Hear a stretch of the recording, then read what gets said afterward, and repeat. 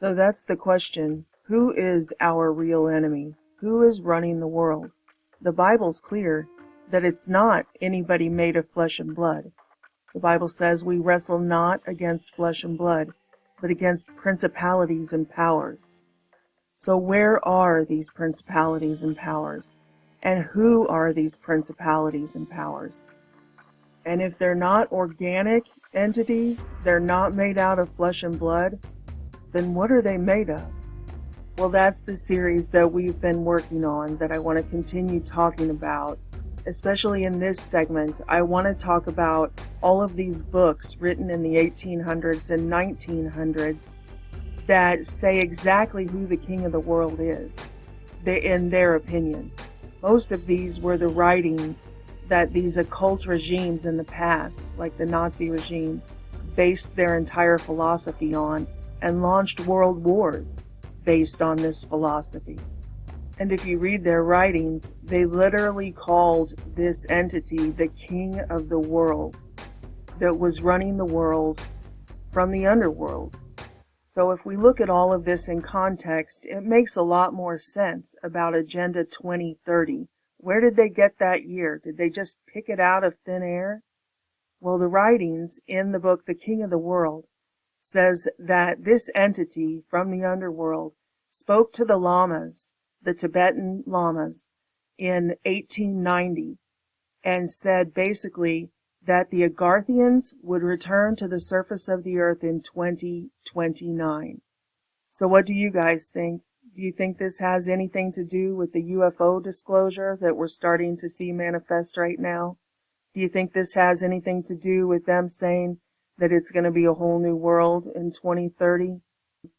And that they need to have us all mind controlled and chipped by the time these Agarthians surface? Who really knows, right? But can we talk about it? Let's just talk about it. There's no doubt that there's some serious high strangeness going on. Both the Holy Bible and the Book of Enoch says that these fallen watchers, these fallen entities, these fallen angels are bound under the earth until that great day of the return of the Lord, the judgment. Yet there seems to be some sort of program where their underworld is controlling our surface world through a series of avatars and technologies, a literal matrix of technologies that are overlaid on top of us. Everything from droning and mind control programs to DARPA's Avatar program to the ancient pagan texts that say they used parasitic entities of some type to incarnate, starting with insects like dung beetles in Egypt. The scarab was worshipped because they said one of these gods was in it. And we've already talked about that quite a bit earlier in this series, about everything from spiritual parasites to literal synthetic parasites. So I was asking the Lord, how do I know? How do I know what's from you and what is the synthetic overlay, this matrix of control mechanisms?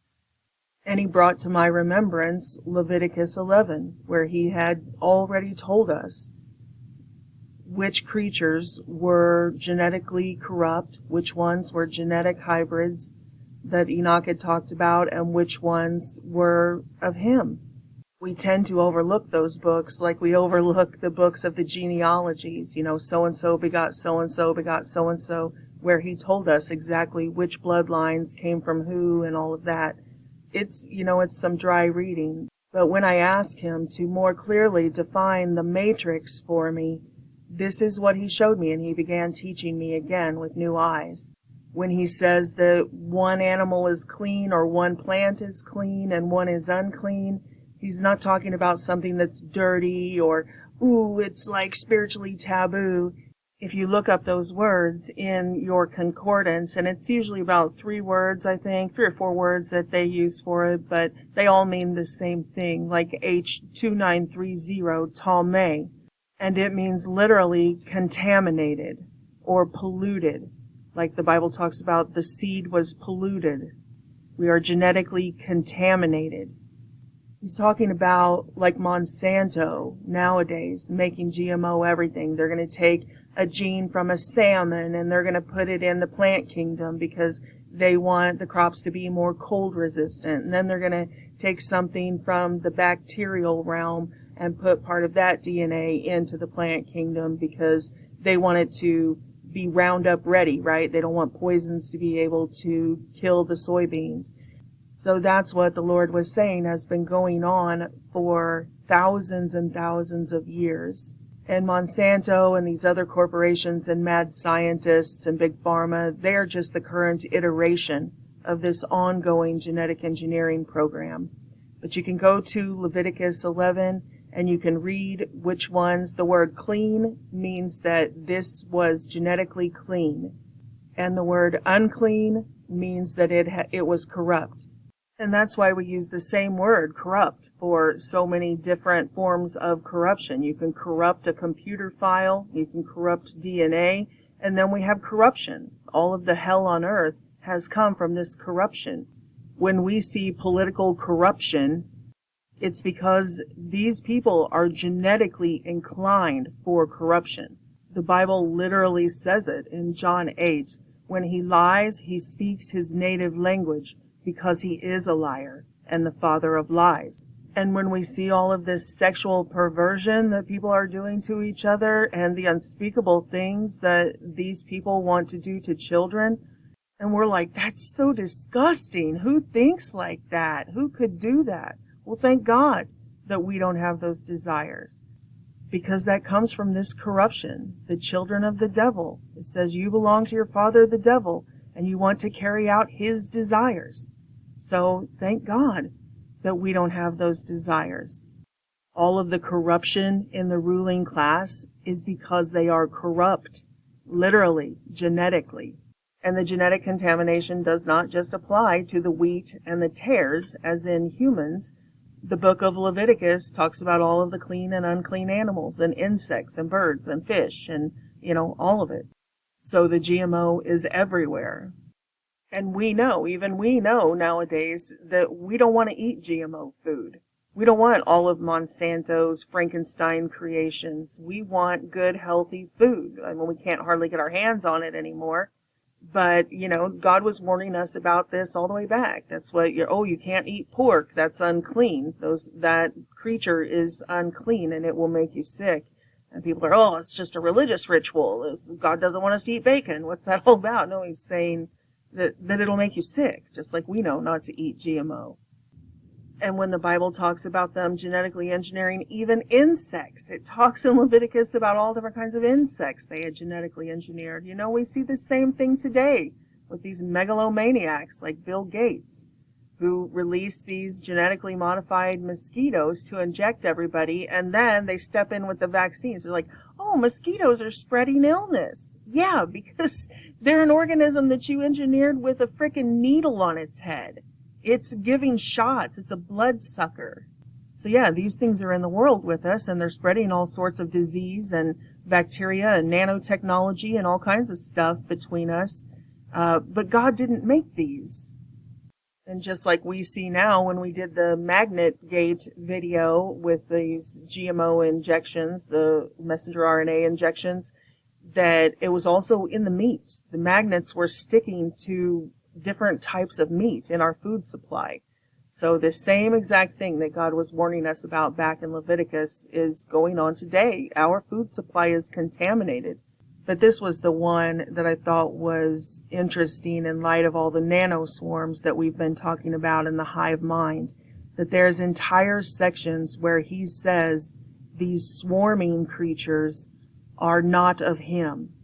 That in ancient times they created these hive mind creatures that God says are abominations, like the abominable snowman, genetically engineered creatures that are abominations, and they are corrupt, they are unclean. And like the Lord of the Flies, that's a common one that everybody knows, that the word Beelzebub, the devil basically literally translates Lord of the Flies, and these are swarming creatures. And that was one of the things that I was asking God, there's so many creatures in the world that don't seem to serve any good purpose. You know, mosquitoes. We have deer flies here that just blood suck the animals, and horse flies, and they're just mean. I mean, they'll fly super fast from like 400 yards away if you walk outside or you're mowing or something, and just dive bomb you.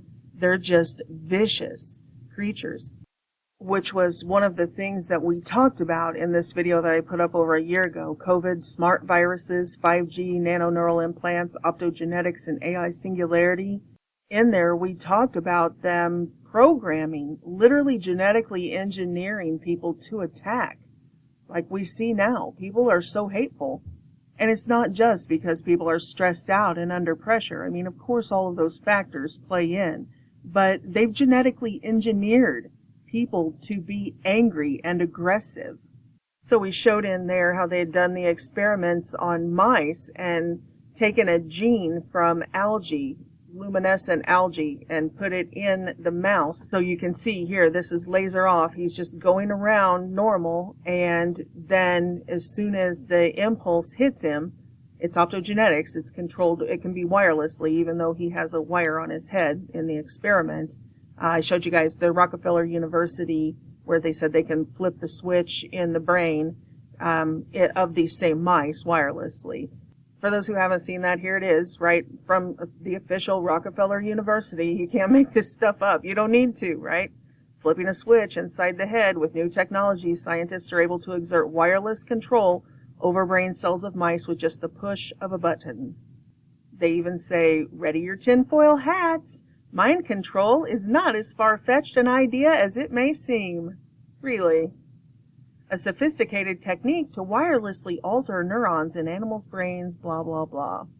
But he's like totally normal and happy, and then they hit it, and he just gets totally aggressive and starts attacking whatever is in front of him.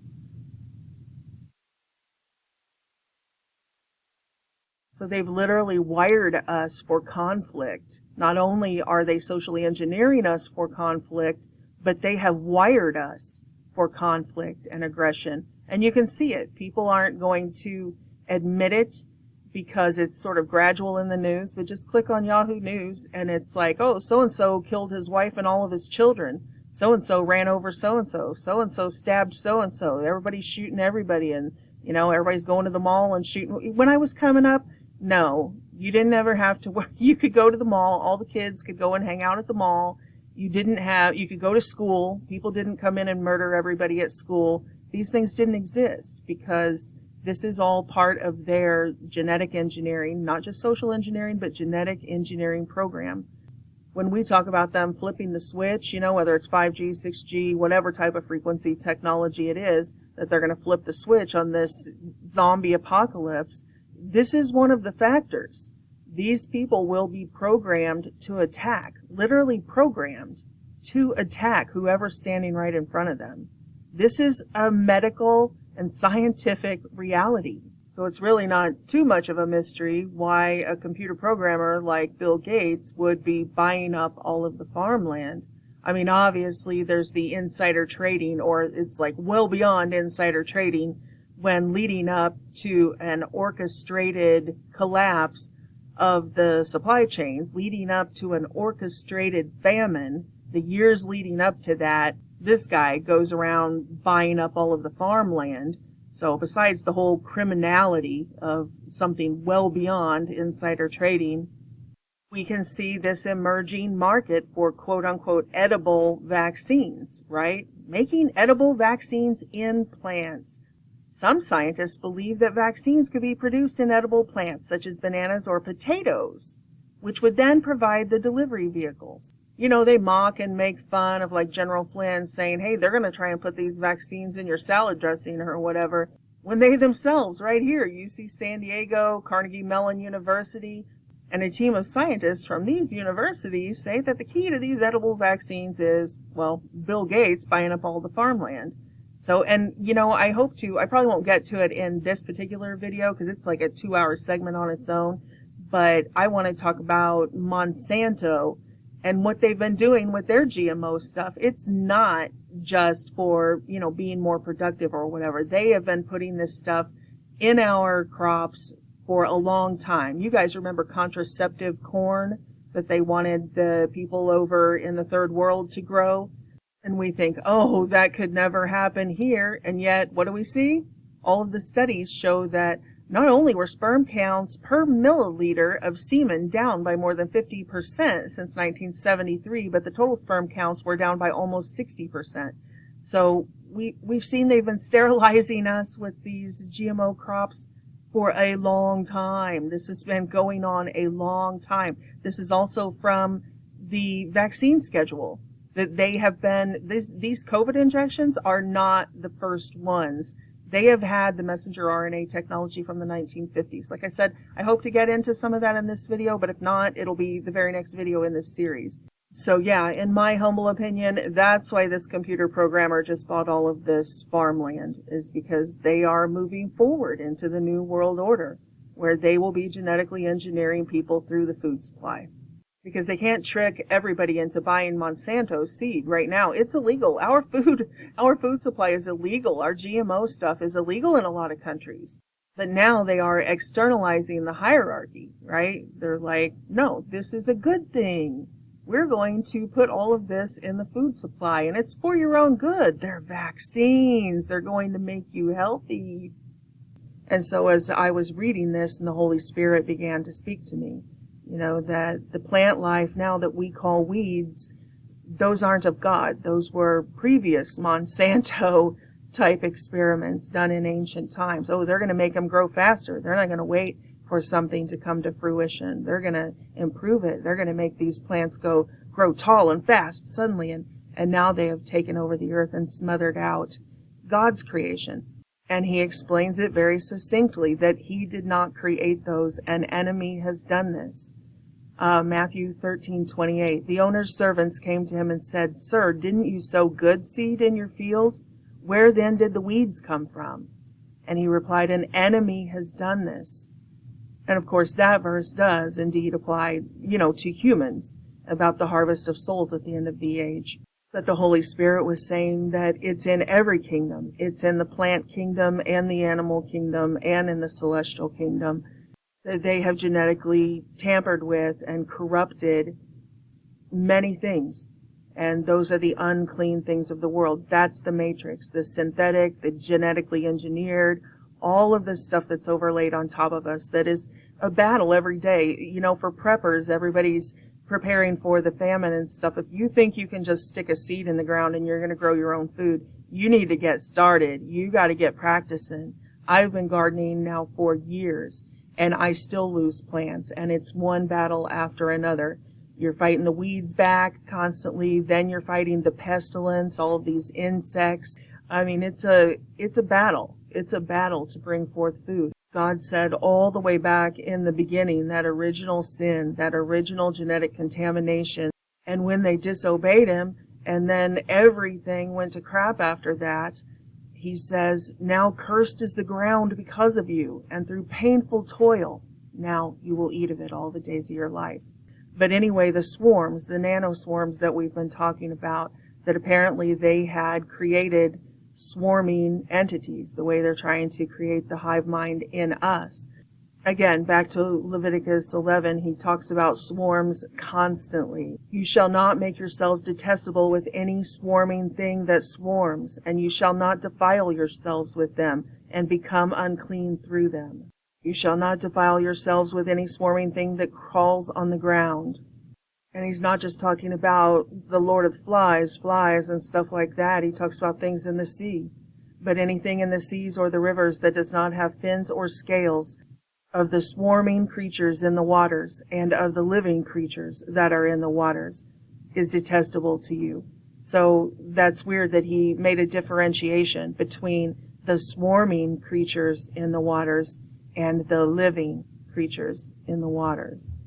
So that's what we've been talking about, this matrix that has been laid over on top of nature. They've lied to us. They told us that, everything in this world is part of nature.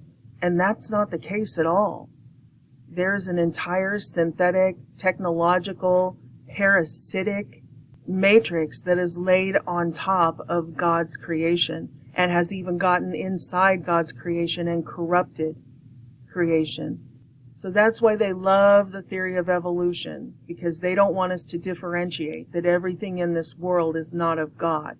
They just tell us there is no God. It just all evolved. Viruses are just leftover snippets of DNA that just float around in the world and then get inside you and hijack your cells and change your genetic code.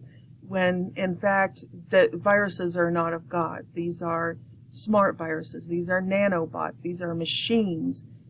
And that's basically what God said. He said, besides the Bible verses I just showed you, he said, that's how you can tell if it's from me. If it is poisonous, it is not from me. You have regular plants, ivy is beautiful, but then you have poison ivy. That's not a genetic trait that just evolved. That is something that they created. So the poison, if it's poisonous, it's not from God. If it's a bloodsucker, it's not from God. Whether that's the genetically engineered ticks that they use, for Lyme disease and all of this other stuff they're putting in us, or whether that's the ticks, or it's the mosquitoes, or it's something even bigger like a chupacabra or a vampire. Any of these hybrids are not of God. Anything that is a bloodsucker is not of God. Parasites are not of God. God did not create parasites. Anything that takes life instead of gives life is not of God. So these things were genetically engineered for all of these different programs that we've talked about over the last several years, and that the Bible has talked about for millennia. Ants are a part of the most disciplined, dedicated social system on Earth. Until, that is, they become slaves to behavior-controlling parasites. Suddenly, these rogue ants no longer serve the colony. They're taking their orders from the parasite. Okay, let's back up. Now, how did this happen? It all begins when the ants in any town, USA, consume the slime of a passing snail. They divide it up and take it back to the colony. This is a blunder of epic proportions. Turns out, the slime is loaded with eggs of a body snatcher called the liver fluke, a type of flatworm. The liver fluke burrows into a part of the ant's brain, and for unknown reasons, it's almost like the fluke enslaves the ants and orders them to carry it to their next hosts. Any grazing mammal host with a nice warm liver will do, but in this case, a cow appears. The liver fluke worms can switch the ant's behavior on and off, causing the infected ants to place themselves in easy-to-eat positions at dusk when mammals are feeding. No cows in sight, ants act normal. Cows appear, ants are in essence ordered to take their positions in purple flowers and latch on. The cows ingest the vegetation, the ants, and the fluke larvae inside the ants all in one bite. Once inside the cow, the worms burrow out of the stomach and into the liver, where they develop into adults and dine on liver tissue. They lay eggs that are excreted from the liver into the bile duct and then defecated by the cows. They don't kill the cows, but the cows become weak and emaciated, devastating herds. And all because of parasitic mind control. Did you catch that? This microscopic parasite controls the brain of an ant that normally gets around doing its thing just fine, but as soon as a mammal walks by, they all run up to get eaten because that parasite wants to get into the liver of a mammal. And why is it important that these things penetrate the liver cells? Because that's where it's converted into DNA. And we see the same thing in what they call vaccines. According to Swedish researchers at Lund University, the messenger RNA from Pfizer's COVID, quote, vaccine can enter human liver cells and is converted into DNA. It's precisely what health experts and fact checkers said for more than a year could not occur. The messenger RNA is converted to DNA as early as 6 hours after exposure to the quote-unquote vaccine. According to the study published in the Journal of Molecular Biology, researchers found that when the mRNA vax enters the human liver cells, it triggers the cell's DNA, which is inside the nucleus, to increase production of the line 1 gene expression. So as crazy as it sounds, it does appear that these entities who have been bound in a lower frequency, not just below the earth, but also lower in frequency, that even though they're bound there, they have found a way to circumvent and use these people on the earth to create these technologies for them. So you have the D-wave quantum computer, which is delta wave, delta brain waves, very low frequency, associated with sleep and trance state. So they're using technologies from quantum computers to these AI-controlled nanoswarms to holographic technologies, as well as these parasites, and even these more tangible, shape-shifting type entities that can materialize and dematerialize, almost apparition-like, but they can solidify. So it's like one step beyond holograms.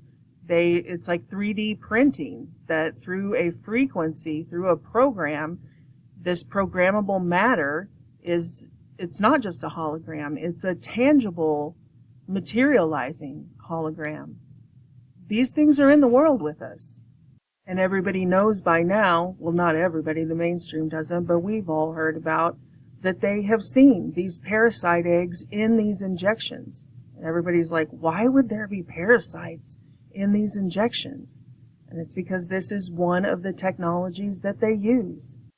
And we've talked about that earlier in this series, but I want to get into a lot more about this control matrix that is on the surface, but who the real rulers of this world are. All right, let's just keep going. We'll just pick up where we sort of left off. We were talking about the underworld, and not just the mob, not the mob underworld. Well, yeah, that's part of it. The whole crime syndicate underworld that deals with human trafficking and arms trafficking and drug trafficking, all of the black markets. There's an entire economy. This breakaway civilization has an entire economy apart from ours, although they have infiltrated ours and essentially taken over all of the corporations.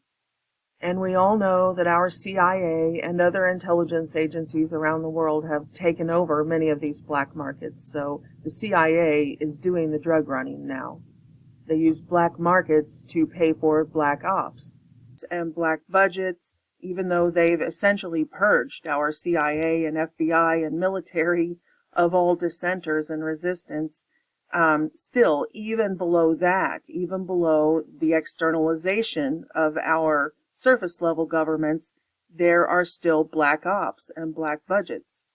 There are secret police, just the same way that the KGB and the Nazis had secret police. These crime syndicates, they have their own military, super soldiers in fact. They have paid mercenaries that just do contracts for them, that are assets, if you will. And then they have entire militias of their own that guard these mountains and these underground bases. And then they have the bleed over, or the transitional sort of gray area between the underworld, Agartha, and their human counterparts on the surface. So we see these strange men in black, a wide variety of men in black, both people from the intelligence agencies, sort of like the comedy movies Men in Black, but also these other creatures that we have been talking about, the Men in Black. Bridgeport, Connecticut, 1953. Albert K. Bender, the nation's top UFO investigator, receives a threatening visit that will bring his research to an abrupt and premature halt. And what happened was that he came home one night, went into his bedroom, and suddenly these three dark, shadowy figures materialized through his wall into his bedroom. They were wearing the hats and the overcoats. They had glowing eyes, and they smelled like sulfur. According to Bender, the three entities communicated with him through telepathy, warning him to discontinue his UFO research and stop publishing his influential magazine. Many who claim to have encountered them believe they are something other than human. The men in black are mysterious and nefarious entities. They're shadowy, they wear black clothing. Many people believe that they're either extraterrestrials or somehow they're working for extraterrestrials to prevent humans from learning the truth about extraterrestrials on Earth. Some people have reported they seem to not know things that are common, like, which end of a pin to use, or if they're offered something to eat or drink, they don't know how to eat or drink it. Both the Hat Man and the Men in Black are known for wearing a hat. They both influence people telepathically. They both appear to be sometimes malevolent, and they could in fact be the same type of a being. And of course, that's exactly what we believe it is. And that's what we've been talking about in these videos, that these strange cases of them being able to materialize from dust, from particles. And there's some interesting testimonies. If you go over back on YouTube, this is my last existing channel on YouTube, the hashtag Jesus channel that we set up that is just for testimonies. This is just testimonies.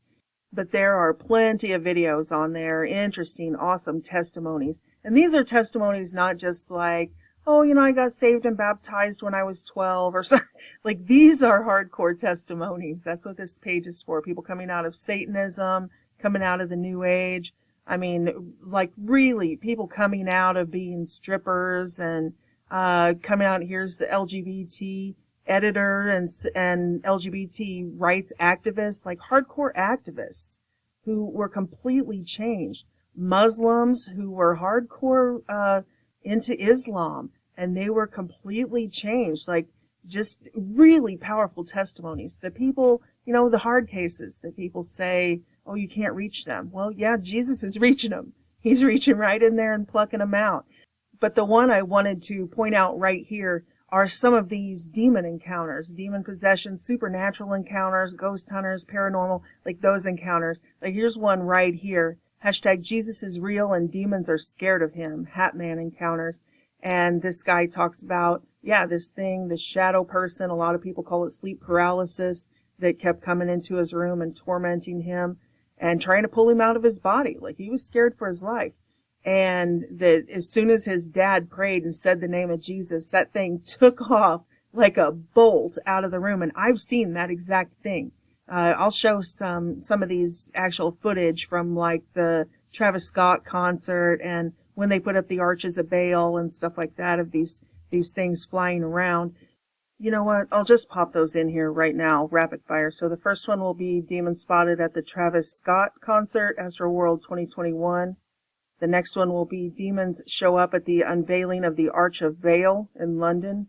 And the last one will be Demon Manifest in Real Life at the Abortion Protest. And each of these are examples of this black mist, sometimes in the form of a person, like a shadow person, and sometimes just in the form of a black cloud, like on that old TV series, Lost. And I didn't take any of these videos personally, so there's no way that I can vet them. What I can tell you is that I have seen these things with my naked eye in real life, and I have also taken pictures of them.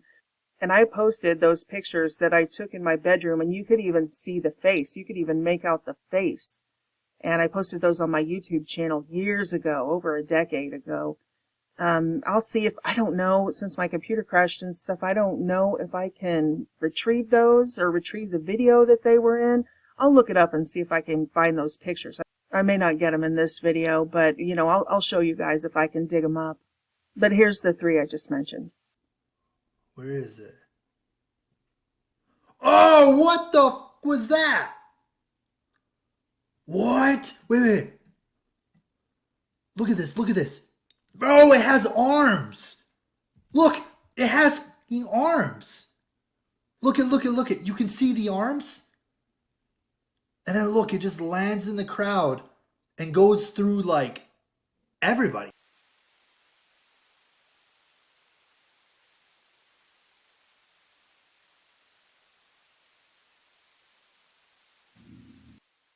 Okay, they're coming from up here, top right. One will go down here into the crowd, and the other one will come from this side and go into the building.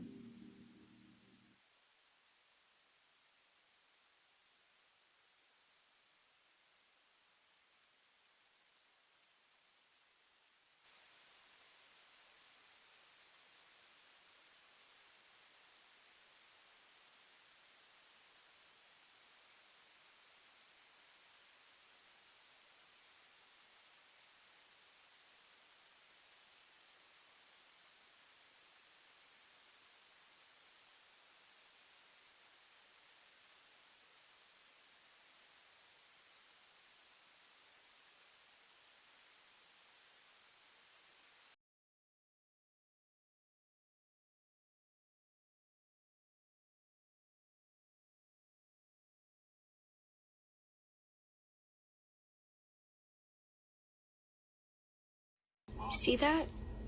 What is that?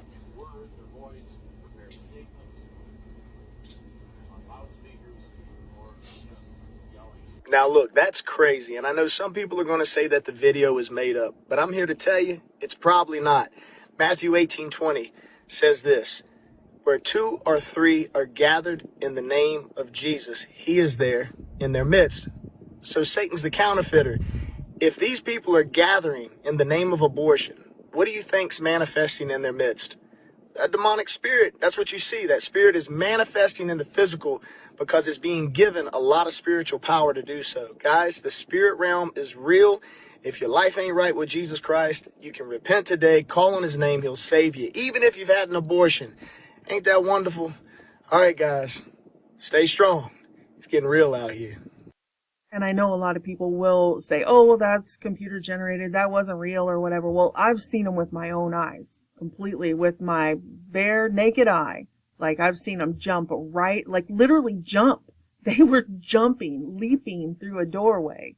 I mean, it was crazy. My dad saw him and he doesn't even believe in the paranormal, but it freaked him out one day because the same exact building, the same exact room, he saw them go through the wall into the room. The same room that I had seen 2 years earlier, the same thing. And he didn't even believe in it. He couldn't believe his eyes, but he saw them too. But, so they are real. This stuff is real. It's not just on Ancient Aliens. It's not all just CGI. This is real. And, these things run from Jesus. And on that note, I think I'll pop this little clip in too. This is actually a dream that our sister had. It's one of those zombie dreams that so many people have reported the Lord giving them. This is Witness for Yeshua HaMashiach, is her channel, and I will put the link down below in the description box if you want to watch the whole thing. It's pretty lengthy. I think like 20-25 minutes or something. I'm just going to put a minute or two in here. But I thought it was pertinent because this was back in 2019, before COVID or any of that. And it is her testimony that the Lord gave her this prophetic dream, and she saw these black mist-like spirits jumping into people. I believe there are certain aspects to this dream that is about to that's real, that could very well happen, but it might not. But it was a supernatural dream, so just listen, you'll see. People were becoming possessed. All kinds of people. It was awful. It was terrifying. What's worse is the dead were being possessed. And as soon as they were possessed, they would go after the living. The dead were going after the living. Awful. And another weird thing, there were living people that got possessed at the same time this was going on as well. And I noticed, and I remember looking up forward near the stage area, I saw one of those black things jump into somebody who was already like running for their lives. But I saw his body immediately started twitching and flopping his arms and his legs and his torso like he was crazy or just the weirdest body jerks and twitchings, like he couldn't control his body.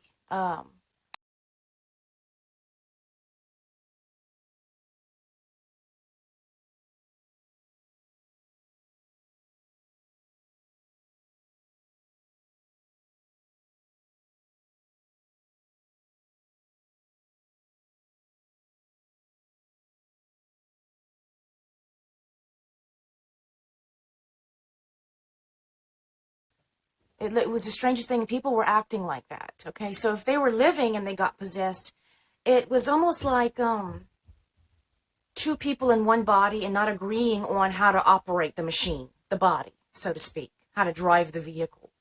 Like it was in conflict with itself, and it was crazy. So people are killing people. And so we were running into this church for our lives. Already terrified. People were dying. I can't even tell you why. I don't know why. Okay? The dream picks up. We're on the streets. on foot. All the cars were being abandoned. People were just leaving them and going into buildings, having to seek shelter immediately. Okay, so this is my first attack with this reanimated person, like this, the body was reanimated of this woman. Lunges after me, trying to eat at me. That's whenever I said, I rebuke you in the name of Jesus. When I said Jesus, this thing that was inside of her body, this dead woman's body, immediately evacuated her body. And her body fell to the floor.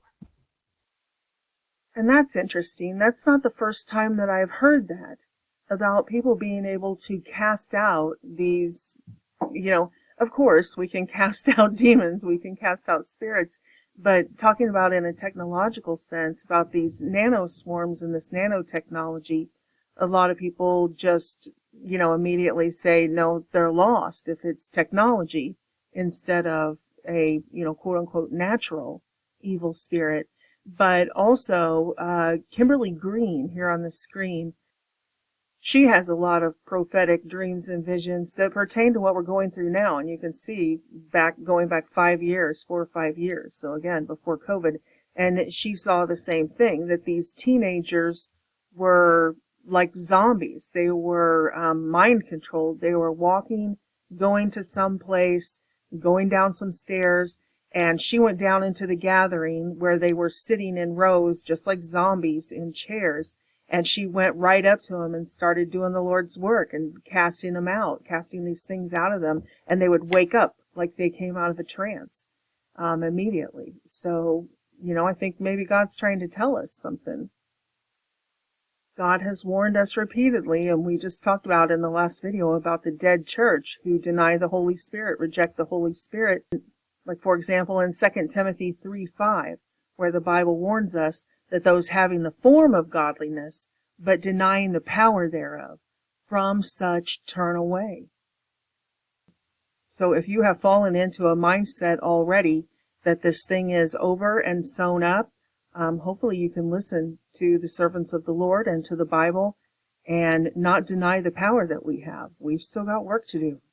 And we also have to admit to ourselves that this nanotechnology is in all of us. We've been talking about it for years and years. Not just Morgellons disease, of course, but then the chemtrails. Remember the wine spit test or the alcohol spit test where, everybody was doing that for a while online. I can't believe this one is still on YouTube. I don't know how it slipped through the cracks, but it didn't matter who did it, young, old, it didn't matter. Everybody had this in their glands, in their saliva glands.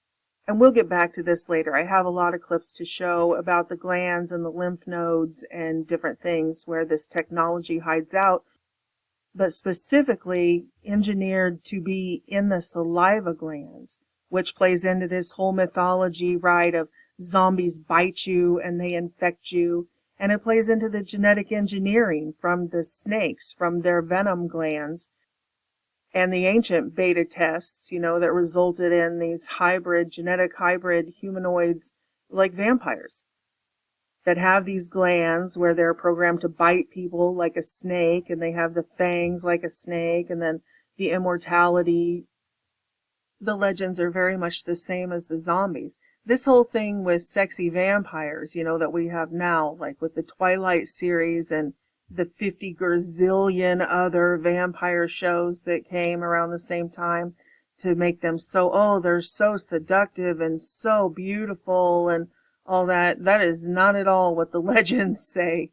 The legends say that they were demonic looking. They looked like trolls and monsters and had long tongues and deformities. And again, I'm not talking about Count Dracula and fictional books. I'm talking about the records that we'll talk about in the vampire segment. The real records of these demon spawn. They were genetically engineered, and the same with the zombies, that when they bit people, this synthetic biology that infected them and made them the literal living dead That same synthetic nanotechnology would enter the person that they bit, and then they would be infected and it would be growing in them, which is what we've been talking about in the synthetic veins and all of this hydrogel synthetic biology. It's horrific. It ain't sexy, I'll tell you that. In fact, I'm compiling a file on sexually transmitted diseases.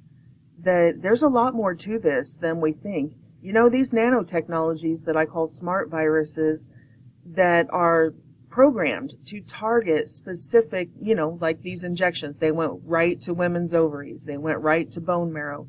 That's not accidental. These are smart viruses. They are programmed for a specific mission. And long before these things were spread throughout the communities, by Big Pharma giving injections, they were spread through black magic, sex magic, rituals, a lot of them.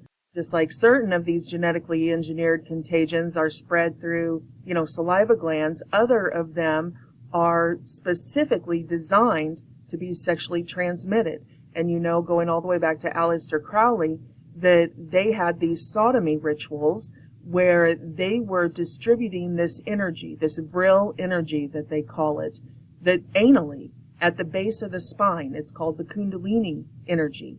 And they saw it as this great honor to be sodomized, and they would have their orgasm and release their spirit, this creative energy, what they thought, it is their dark energy, into the person that they sodomized. And, even today, we see that the vast majority of people who are truly in the homosexual community they were molested as a kid, that they were sodomized by somebody as a child.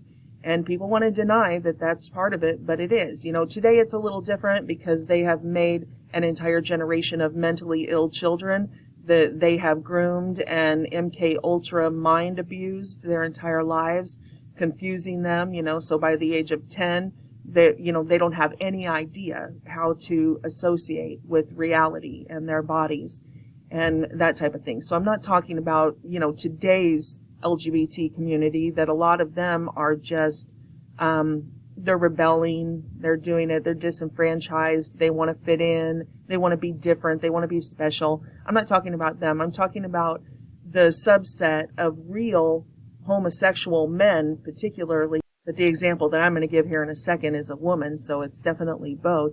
But it's a fact. It's an absolute statistical fact that the vast majority of those homosexual men report that they were sexually abused as a child.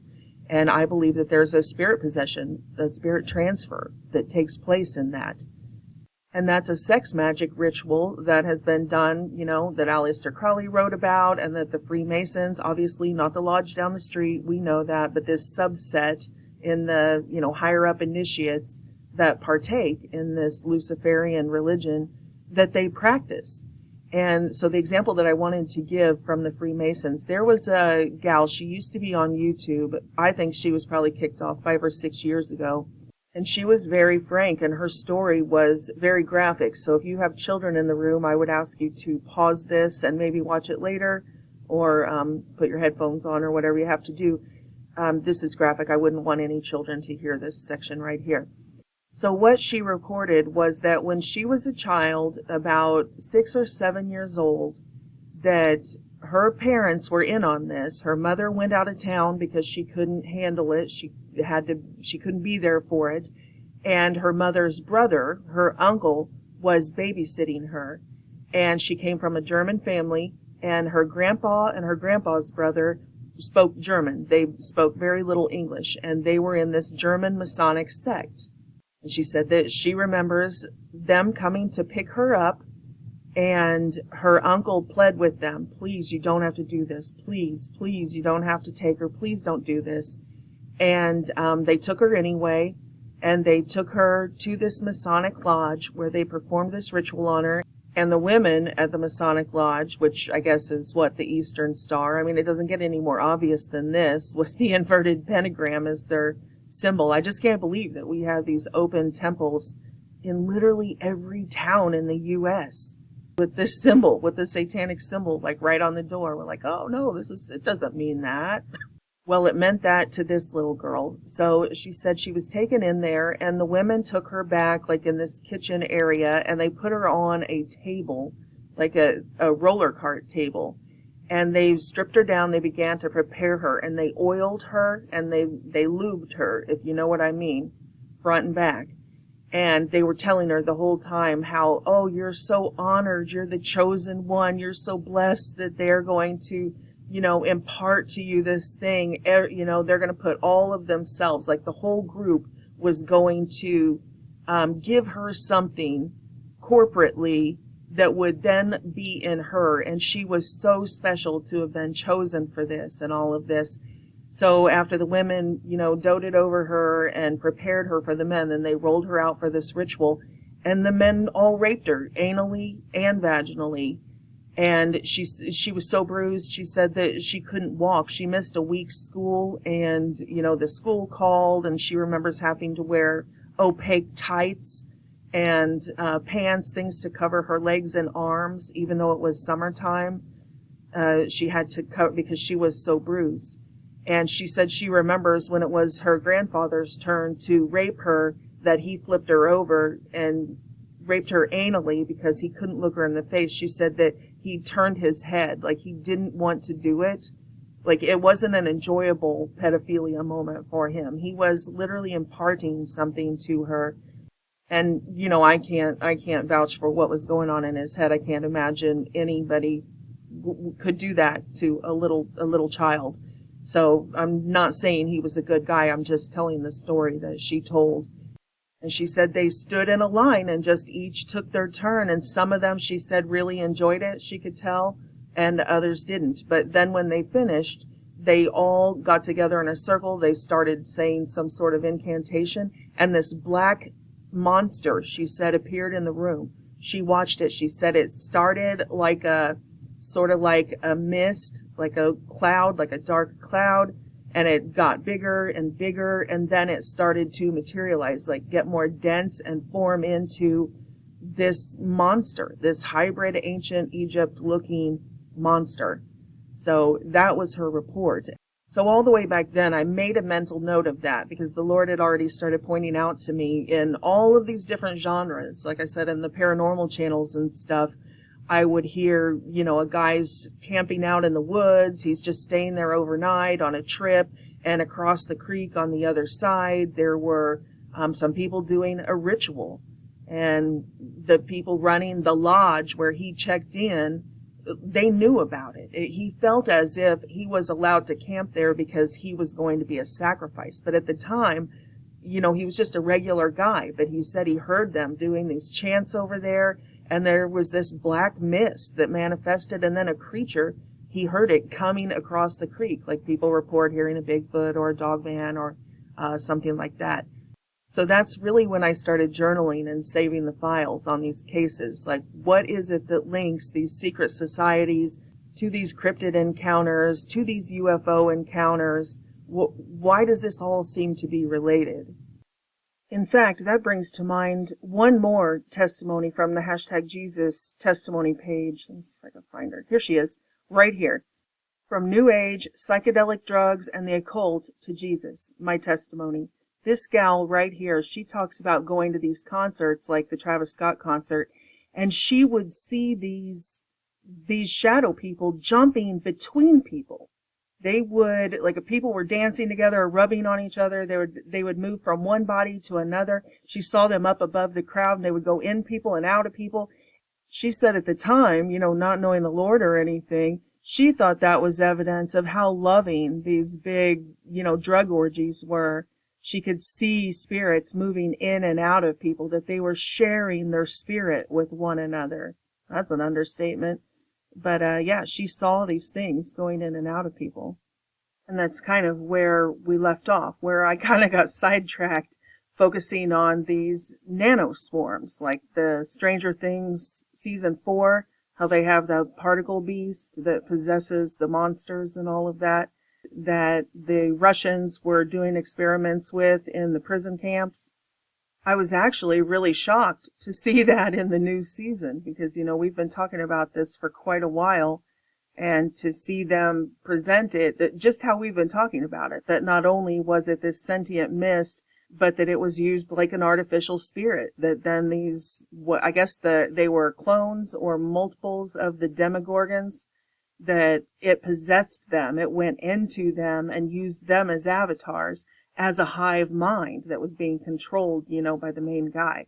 So I thought, well, that's, talk about predictive programming. That's, right in our wheelhouse. But that's pretty much where we left off. The last couple of videos have been largely about that. I actually got sidetracked. I didn't want to focus so much on that. But like I said, I just happened to run across those 4 or 5 clips on different paranormal shows that I felt were confirmation or anecdotal evidence for what we were talking about. And they weren't the clips that I intended on putting in. They weren't in the outline at all. But I thought it was important to share them. Plus, it's interesting. It's nice to take a break from the heavy stuff. Not that that's not heavy, like that there are real monsters. That when our parents told us monsters don't exist, they were completely wrong. They do. Or like we talked about in the Walking Trees video, the Sentient Mist and Walking Trees video, that when we went to our old gray-haired preachers, down at the Baptist church and asked them about the shape-shifting stories in the Bible, they just simply weren't equipped to answer our questions about how did, Moses or Aaron actually throw down a piece of wood, throw down a staff, and it turned into what looked like a living serpent. And then how did the black magicians in Egypt be able to mimic the same thing? Oh, God works in mysterious ways, and you can't fault them for it because we didn't have the technology. They had suppressed the technology to the point that we're the slave race. We weren't told about this technology. And now we understand, like Dr. Emoto's water molecule experiments, or like we talked about the silicon on the speaker and changing geometric forms with sound waves. We know that molecules can literally change form, change formation. We know that God's nature is set up in that way. And Jesus taught his disciples how to do it, even before Pentecost. Pentecost happened after the crucifixion, but when Jesus was still walking the earth, it said, that's why they call him disciples. That means students, that he taught them. He was a teacher. That's what rabbi means. He was a teacher. He taught them about nature, and he sent them out with that knowledge. And they healed people. Limbs were grown out, creative miracles. Think about that. But then also think about the mimic, that the black magicians in Egypt, they were like, so what? You know how to manipulate matter? So do we. Look what we can do with ours. And they made theirs shapeshift the same way that, even though this is completely unnatural, like we have here on the screen, the nanoswarms, they can make this change shape with frequencies. Completely artificial, completely controlled by AI, but, a pretty decent mimic. And this silliness that they're showing us on CNN, this ain't nothing compared to what these entities in Agartha, the lying signs and wonders that they have lined up to deceive us. And that's why we're here discussing this, so that crap doesn't work on us. Those cheap tricks won't work on us. Because we know the truth. We're not going to be in shock. We're not going to be in awe or anything. And in the end, even though they had the cheap replica, it says that Aaron's staff just swallowed up their staffs. It's like, oh yeah, you can do the same thing? Well, I will consume you. And it says God's a consuming fire. He's going to come clean this thing up. And God is equipping us right now. He's teaching us, his disciples. We're the servants of the Lord.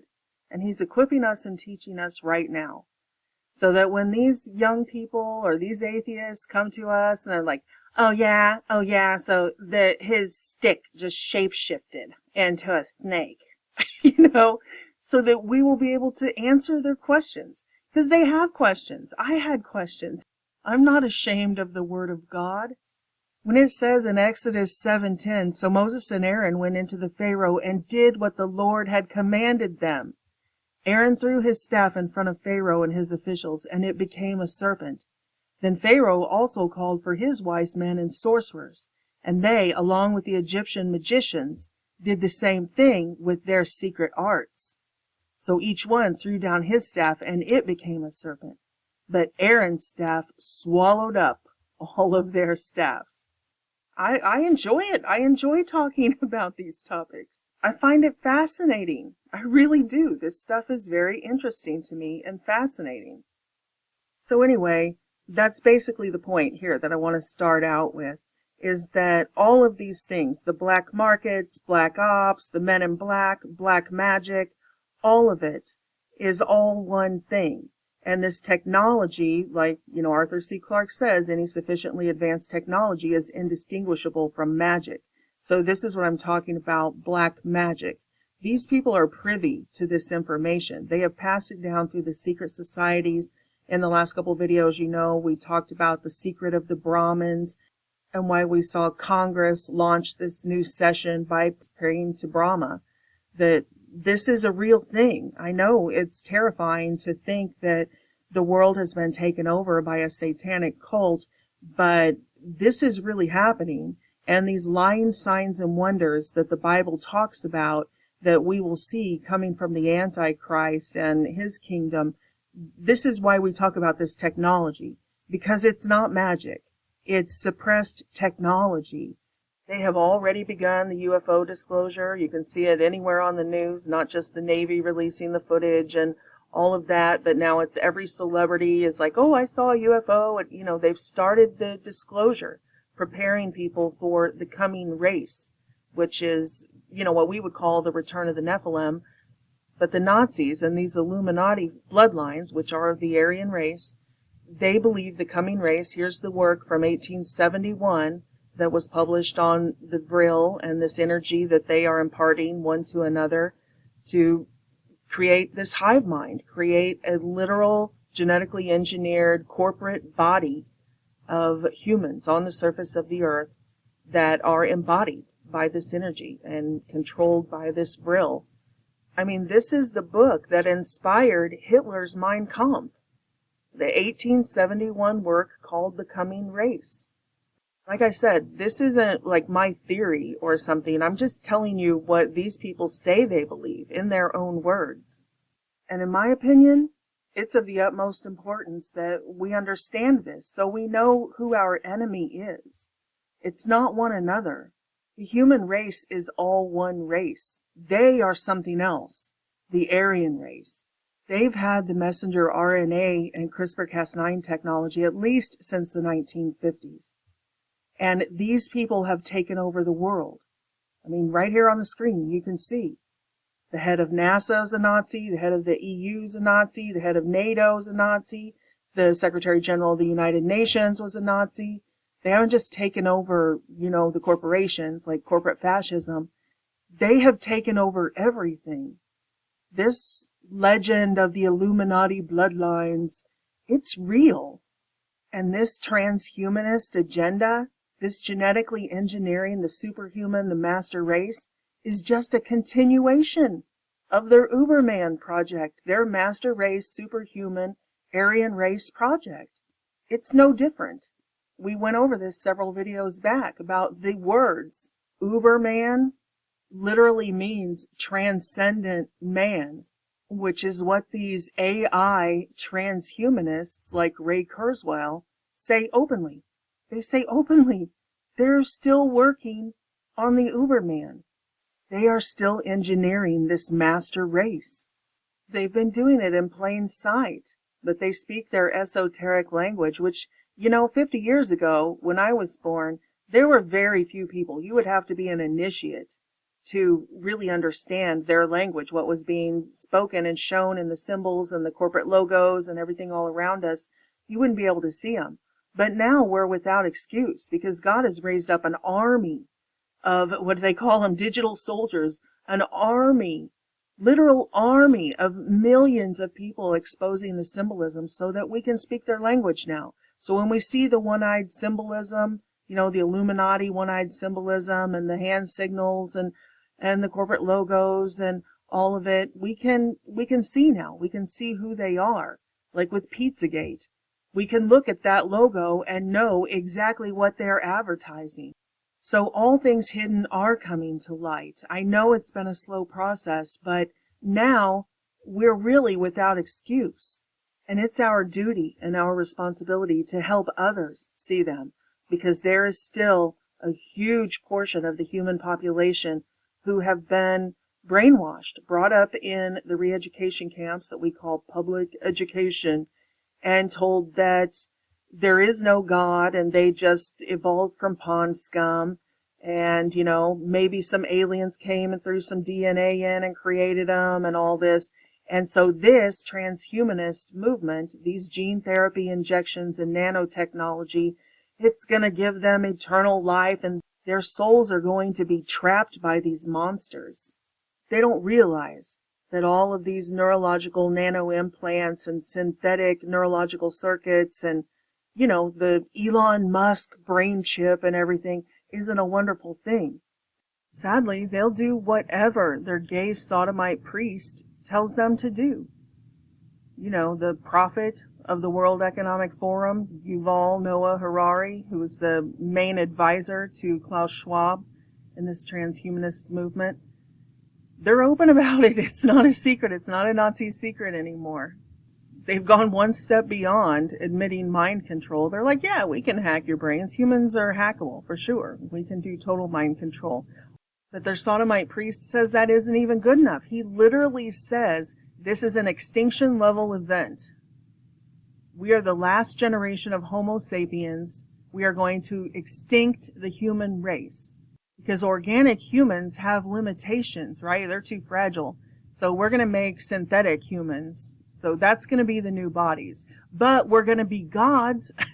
So he's literally saying openly in front of everybody constantly, this is the goal of the World Economic Forum, that we are going to extinct humanity. We are going to create synthetic bodies, and the gods are going to dwell on the earth in these avatars. I mean, it doesn't get any clearer than that.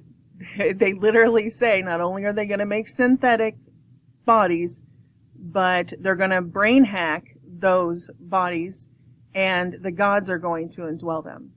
Then we will be the gods. That's what he and the World Economic Forum believe. They will be the gods. Under the Skin is back, and look who's with me. It's Yuval Noah Harari. Hello. Hey, good to be here again. Isn't it wonderful that we've found a way of communicating with each other in the form of podcasts? I think it is. And is there some love between us now? I think so. I feel love. I look at you, I look at your eyes, I think you're a beautiful person. Thank you. It's important, isn't it? Very. Not going to say I'm a beautiful person? You are. See? He thinks I'm beautiful. He was aching to I'm say not that. good in this situation. Yeah, but your husband looks happy over there. My husband is very good in this situation. Catch him. Perhaps you've got to think on the fly, Carl. All big changes frighten people. We are probably one of the last generations of Homo sapiens. We will use technology to upgrade ourselves into something different. We are changing the most basic rules of the game of life. Life will evolve by intelligent design, and it will break out of the organic realm into the inorganic with the creation of the first inorganic life forms. There'll still be beings, entities on planet Earth, but they will be probably much more different from us. It's almost impossible to sustain human life or organic life in general. But once you make the switch from the organic to the inorganic, there is no problem sustaining artificial intelligence. We are in the process of becoming gods. And the big question that faces us in the coming decades is what to do with our new godlike powers. And some people might wonder why I brought up his sexuality. And if you don't know, please go back and watch The Age of Deceit, the Trans Agenda and Breeding Program series that I did, because it talks about this cult. It's not just a death cult, it's a sex cult. But now, the new iteration, you can see all of these science articles in the last couple of days talking about how men are losing their Y chromosomes. Men have never just naturally turned into women as they age, but It's a double whammy. They're trying to cover up the genetic corruption that they're creating with these injections, and also explain why people are, having sudden adult death syndrome from these heart attacks and stuff. So look at all these articles. Men lose Y chromosomes as they age. It may be harming their hearts. Even the Jerusalem Post. Y chromosome loss causes heart failure. Cardiovascular disease, a study shows. Men's loss of Y chromosomes and heart disease risk. It's all over. It's all over the mainstream news now. And of course, the truth community has been warning about this for ages. Remember the whole Alex Jones, gay frogs, the chemicals, they're turning the frogs gay in the water and all this. It's really true. They are genetically destroying the Y chromosome. These people are sick. This is a satanic death cult, a pervert death cult. This is real. It's not just sperm counts. These people are genetically engineering this androgynous robot race. They don't want all of us. Like I always say, they don't want, if you think that you're going to get, immortality and you're going to upload your consciousness and you're going to live forever, dude, they don't want you. No way. 7.5 to 8 billion of us are scheduled for the genocide, for the extinction. The synthetics that are left, what do they say, 500 million that will be their slave race? That's what you're shooting for, to be one of the 500 million that get to be their slave race, android sort of deal? That doesn't sound like heaven to me. But the point is, these things that people were warning about, being in the water supply and all of that, it's all true. Here's the New York Times. This is a 1969 article. So you'll have to go back into the archives to get a hold of this. But it's still archived, November 25th of 1969 in the New York Times. A sterility drug in food is hinted. Biologists stress the need to curb population growth. So this isn't a conspiracy theory. This is what their scientists, their biologists, the medical and pharma community are completely corrupt. I'm not talking about the lower level people who have been duped into taking these injections just to make a buck. That's the Esau thing. He sold his soul, his birthright, for a bowl of soup. I used to read that and be like, that's like a fairy tale. Nobody would do that. Well, we've just seen it. We saw millions of people for fiat currency. And rather than coming out of Babylon, coming out of the beast system, the Babylonian system, the establishment, and saying, no, I'm not going to let you genetically engineer me and destroy me and sterilize me. They're like, well, I can't lose my job, so I'm going to go along with them. The Bible says in Revelation 18, then I heard another voice from heaven saying, come out of her, my people, lest you take part in her sins, lest you share in her plagues. God says, my people perish for lack of knowledge. So please, share this information, share this video. It doesn't matter if they mock you and make fun of you. If there's one in a million, sometimes even if they watch 5 minutes of a video, it might be enough to make something click in their mind and make them investigate more. Maybe at another channel or another group of believers that can talk to them, communicate with them on their level, wherever they're at in their journey. But we have to try. They don't realize that they're being turned into robots, that these things want to possess them. They will be the possession of demons. Think about that. But this is a new form of slavery. This is eternal slavery. And their own writings say that there are two races in this world. There's them, the Aryan race, their Illuminati bloodlines, and there's us. But they've inverted things. They've told us our whole lives we're the Gentiles and they're the royalty. But it's the exact opposite. The human race, the descendants of Adam, are the Hebrews. Hebrew means human. The Bible is for the entire human race. And they are not the human race. They come from a very specific bloodline, which they write about openly. Albert Pike, in his book, Indian Aryan Deities and Worship as Contained in the Rig Veda, he says right here, we are by nature Aryan, Indo-European, not Semitic. The indigenous peoples whom the Aryans conquered and with whom they mixed were of a race totally different. He says, the Aryans, our spiritual kin can be found in India, Persia, Sclavonia, Greece, Italy, and Germany, not Mesopotamia, not the Adam and Eve story. They claim they are a different race. They believe that, and I believe it too. Jesus said it clearly. He called them the synagogue of Satan, the church of Satan. In John 8:44, he says, "You belong to your father, the devil, and you want to carry out his desires. He was a murderer from the beginning, refusing to uphold the truth, because there is no truth in him. When he lies, he speaks his native language, because he is a liar and the father of lies." See, that's why there's a war on truth. These bloodlines are the literal descendants of the Babylonian Empire. They are Mystery Babylon. It's not a region. I know everybody keeps saying, oh, Babylon's New York or it's America. No, it's not a region. It's a people group. That nation means a people group. It's dispersed throughout all geographical regions. Surely you can see, now that they launched Covert-19 and the New World Order, that it's in the government of every region. It's not regional. Mystery Babylon is an empire that is worldwide.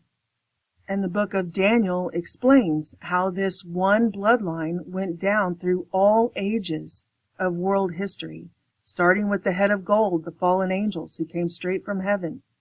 You had the fallen angels who set up their kingdom on every continent. That's all the pyramids and all the pagan gods. Those are the fallen angels. And their descendants, the demigods, and then it went down through Persia. And that's what we talked about in the video about the hidden Tartarian Empire, that it's Persia. It came from Iran. Well, that's obviously an oversimplification. It's not just Iran. The Persian Empire in ancient times was, Babylon. It was huge back in the time, well before the time of Alexander the Great. But Indo-European. Most of the scholars that wrote the books that these people base their theocracy on call it Indo-European. It's all about the Indo-European. And that's also where the British East India Company comes in, was this alliance, this master race, ruling class alliance, joining the one branch of the tree, which is the Indo-Aryan side, with the European Aryan side. The Indo-Iranian branch, which we know a lot of this has survived, this information about these gods and demigods has survived in the Hindu texts, the Vedas and stuff, so they cite that a lot. All of that comes from the Indo-Aryan race. And then you have the European branch, which is, where we get the Germanic and the Roman and the Slavic, which is Russia. And you can see, especially now after Covert-19, that we can clearly see the Great Reset and the New World Order. We can see that our government has been overthrown, the coup has been launched, and we have an illegitimate government in the United States. They are also still in Germany, even after World War II. The farmers in Germany has some of the most draconian measures with these forced injections. Then we have Russia with Vladimir Putin, who is a World Economic Forum, and then we have the alliances. Russia, Vladimir Putin just went to visit Iran. So they're handling this branch of the family tree. And again, I shouldn't have to say it, but I do want to be clear. I'm not talking about the people. I'm not talking about the humans in all of these countries. I'm talking about the ruling class, the master class, as Oprah says, the master race. I'm talking about the elite ruling class of all these countries. The people who have been taken captive in every single one of these countries are all in protest. We're all protesting. It doesn't matter if it's the Dutch farmers or the truckers in Canada or the people charging the palace of Sri Lanka. It's everywhere. The people, we've been enslaved. They're trying to destroy us. They're collapsing everything to bring in their new world. Even in the Ukraine, those people aren't involved in this. Like I always say, I don't have a dog in this fight. I don't have a horse in this race. The people of Ukraine, this is a battle this is a theatrical performance between these governments, like the royal families throughout all of history. in biblical times, you read the book of the Kings, and it was like sons trying to overthrow their own father for the crown. And you see the history with the royal families. They were always killing each other. They're ruthless. They would try to like kill their own children to keep them from trying to take their throne. I mean, these royal families throughout all of recorded history have been like this. They fight with one another. There's no honor among thieves. Even in the mob families, there are lower level guys who are trying to hatch plots and conspiracies with other people in the mob to overthrow the Don so that they can be the Don, and that's what we saw with the Soviet Union empire and the Nazi empire, that during World War II, they were allies, and then they ended up fighting each other because Hitler's like, no, you're not going to be king of the world. I'm going to be king of the world type deal. So that's what's going on. It's 50% theater, but it's not all theater. I really believe there's a power struggle between like the alliance, which is the Biden administration. I hate to even use that name because it's clearly not anything to do with Joe Biden, who's running our country right now. But anyway, the Biden administration siding with the government of Ukraine against Russia, and was Russia siding with the Trump administration to fight them because, our enemy's enemy is our friend. So it's my personal opinion that it's 50% theater, just for the narrative, and that the other 50% is a legitimate power struggle between these families. In fact, with all of the fake Joe Biden stuff that we've seen, there are a lot of people who would disagree with me and say that it's even way further than what I'm saying, that they have already replaced all of the leaders. David Jacobs, he's a PhD who writes these books about alien abduction, and we've covered some of these cases in the past. And he says that they are already they are constantly replacing people, whether it's celebrities or world leaders, that it's not even a matter of, them being mind controlled at this point or being part of some, agreement, but that they have literally been replaced. And you guys know, we hear a steady stream of those reports from family members. It'll be like a Hollywood comedian and his own family members will say, this isn't him. He came back looking different for a reason. This is not even him. Or like Vladimir Putin, his own ex-wife said, this is not him. This is not the same man. He's been replaced. And, so that was the buzz through the early 2010 to 2014, 15 or whatever. And we just, now it's just Vladimir Putin. The new Putin is just Vladimir Putin to us. And the same with Joe Biden. There's just a constant stream of information showing that they're using green screens and these are Hollywood productions and, nothing is as it seems. And it doesn't matter if they look completely different, if they're a completely different height, if their signature is completely different. We just kind of go on. For some reason, people just go on. They just continue on and they go with it. So that's what I'm talking about, even though I reference the Nazis and the communists a lot because they're the perfect analogy. And they were both created by this ancient race. Communism was not defeated at the quote-unquote fall of the Soviet Union. And the Nazi regime was not defeated in World War II. This thing has to be ripped up by the root so it doesn't grow back. It grows back age after age, and there's coming a time when God's going to rip it up by the root, and it will no longer be found in the earth. Right here, Matthew 3:10. The axe lies ready at the root of the trees, and every tree that does not produce good fruit will be cut down and thrown into the fire. And that is the work of Christ. Babylon is about to fall, and the Lord's going to take it up by the root this time. He says it right there in Daniel, after he talks about this empire reigning throughout all ages of world history. Then it talks about Christ's kingdom. And one interpretation of the Holy Scriptures states that that's the first thing Jesus did after his crucifixion, that he went into the bowels of the earth and preached to the captives. And that he wasn't the only one who was resurrected at that time. Everybody, a lot of people, not everybody, but some people have an oversimplified view of what happened when he was crucified and then he was just resurrected after 3 days and he floated up into a cloud. But that's not at all what the Bible says. The Bible says that he was crucified, and then for 3 days he went into the heart of the earth and took the keys back, and that there were multiple people resurrected at that time, people from the Old Testament.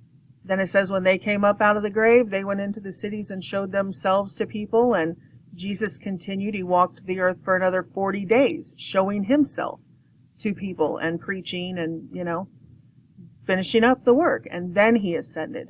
I think it's interesting just going along with that idea of him going down into the bowels of hell and basically taking the keys back.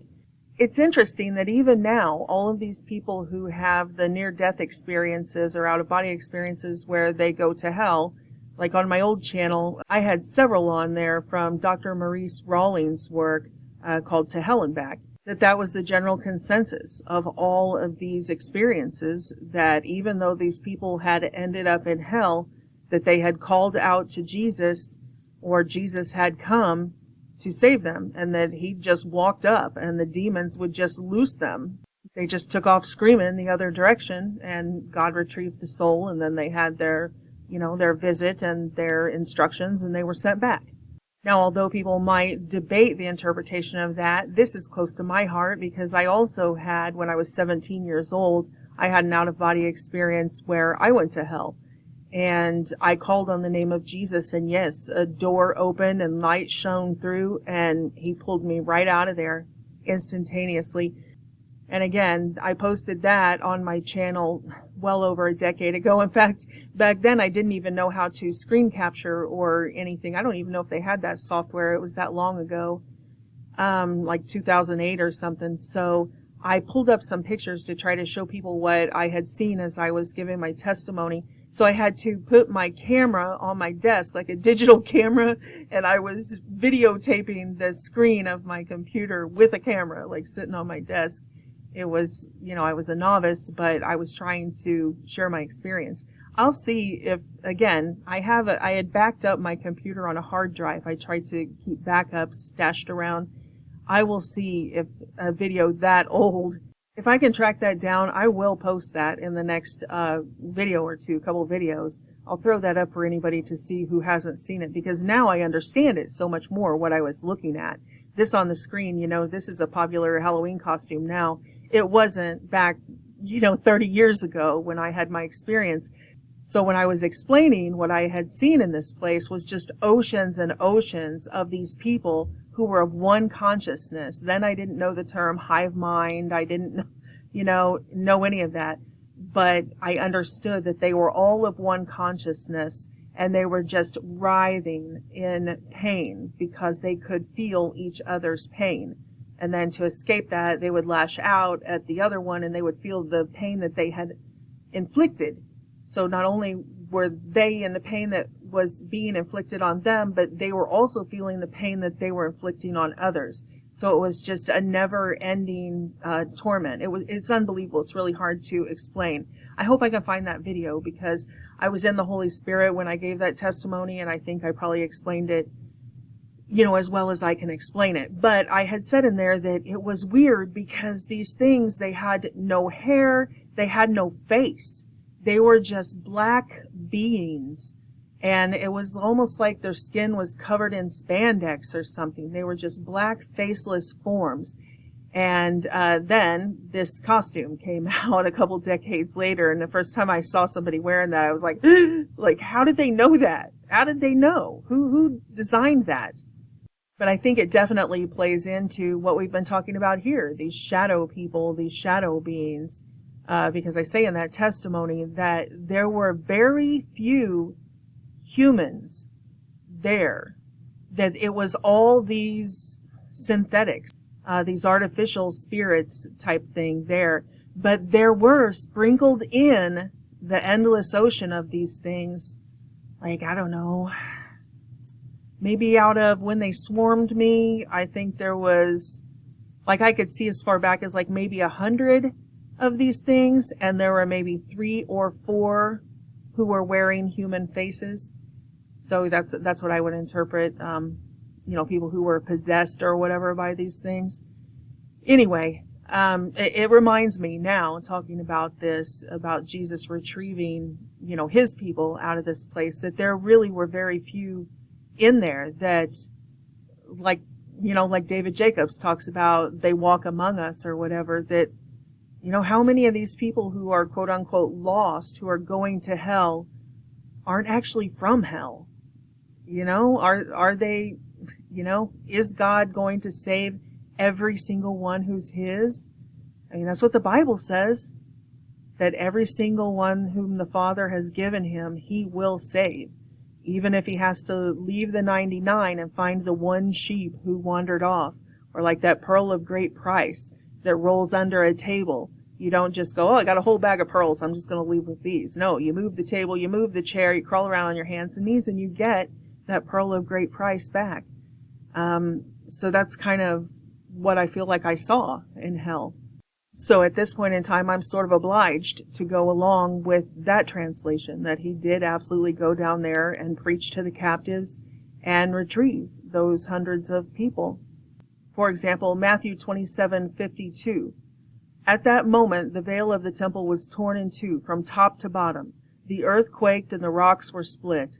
The tombs broke open, and the bodies of many saints who had fallen asleep were raised. After Jesus' resurrection, when they had come out of the tombs, they entered the holy city and appeared to many. Matthew 12:40. For as Jonah was 3 days and 3 nights in the belly of the great fish, so the Son of Man will be 3 days and 3 nights in the heart of the earth. And then the entire rest of the New Testament talks about him building his church, that it will continue to grow, that was, the infancy of his kingdom. Just like a baby grows in the womb, the body of Christ has been growing in the earth since then. And it says, like in Romans 8:11, the Spirit of God who raised Jesus from the dead lives in you. And just as God raised Christ Jesus from the dead, he will also give life to your mortal bodies through his Spirit who lives in you. And there are other verses in the Bible that seem to allude to this underworld, a literal underworld. A lot of people in the UFO community who have encountered these other races, they say that some of these genetic hybrids are saved, that there are good ones. And the Native Americans who would encounter some of the Sasquatch tribes, there were horrible cannibal ones, evil ones, but there were other ones that were very much human, and they actually lived and worked alongside the Native American tribes, and that they knew God and Christ, and that they would make these crosses out of sticks to show the people, and they would say, Father, Father, and things like that. There are all sorts of records like that. Now, that's up for you to decide what you believe. I'm not one of those elitist people, ruling class, that thinks I have to tell you what to think or believe. I'm just sharing information, and it's between you and God. We're all at a different place on our journey, and I'm learning all the time and changing. My opinions change the more I learn, as all of us should be growing and changing all the time. So I know when I bring up some of these Bible verses, there's going to be a ton of different interpretations of these historical records. But this is another one that I thought I would bring up. And it kind of seems to allude to this underworld where this satanic empire is. It's a Revelation 2:13. The angel of the church in Pergamum. Jesus says, I know where you live, where the throne of Satan sits. Yet you have held fast to my name and have not denied your faith in me, even in the day when my faithful witness Antipas was killed among you, where Satan dwells. But I have a few things against you, because some of you hold to the teaching of Balaam, who taught Balak to place a stumbling block before the Israelites so that they would eat food sacrificed to idols and commit sexual immorality. Thus you also have those who hold the doctrine of the Nicolaitans, which I hate. Repent, or else I will come to you quickly, and I will fight against them with the sword of my mouth. So that's intriguing to me, that he's talking to a group of people, who are among a group of people who hold to the doctrine of Balaam. It's where Satan dwells. It's where Satan's throne is. It's basically all the same things that we've been talking about with Agartha. But then if we're talking of records outside of the Holy Scriptures, all around the world, there are records of humans who had been taken captive by this Babylonian empire and were taken down into the underworld. And then after the cataclysm, they reemerged. Ancestors of the Inca claim to come from caves east of Cusco, Peru. Another Native American tribes say that their ancient ancestors emerged from a subterranean land through a cave at the north side of the Missouri River. In Northern Ireland, they claim that there's a tunnel that leads to a land of the subterranean race who are believed to have induced Druidism in Ireland. This is again related to them establishing these different religions on the earth. We're going to talk a little bit more about that in a second. In the Middle Ages, an ancient German myth held that certain mountains hold a portal to the inner earth. A Russian legend says that an ancient Siberian tribe traveled to a cavern city to live inside the earth. In Nordic tradition, it was known as the home of the dark elves. In Hindu mythology, the underworld or inner earth is referred to as Patala. In Cuba, some of the Cuban peoples record that their ancestors emerged in ancient times from two caves in a mountain underground. Mexican folklore tells of a cave in a mountain and that Mexico was possessed by devilish creatures who came from inside the earth. Again in Ireland, medieval knights and saints went on pilgrimages to a cave on Station Island, where they made journeys inside the earth. Brazilian Indians claim that their forefathers emerged in ancient times from an underground land and that many of their ancestors still remain inside the earth.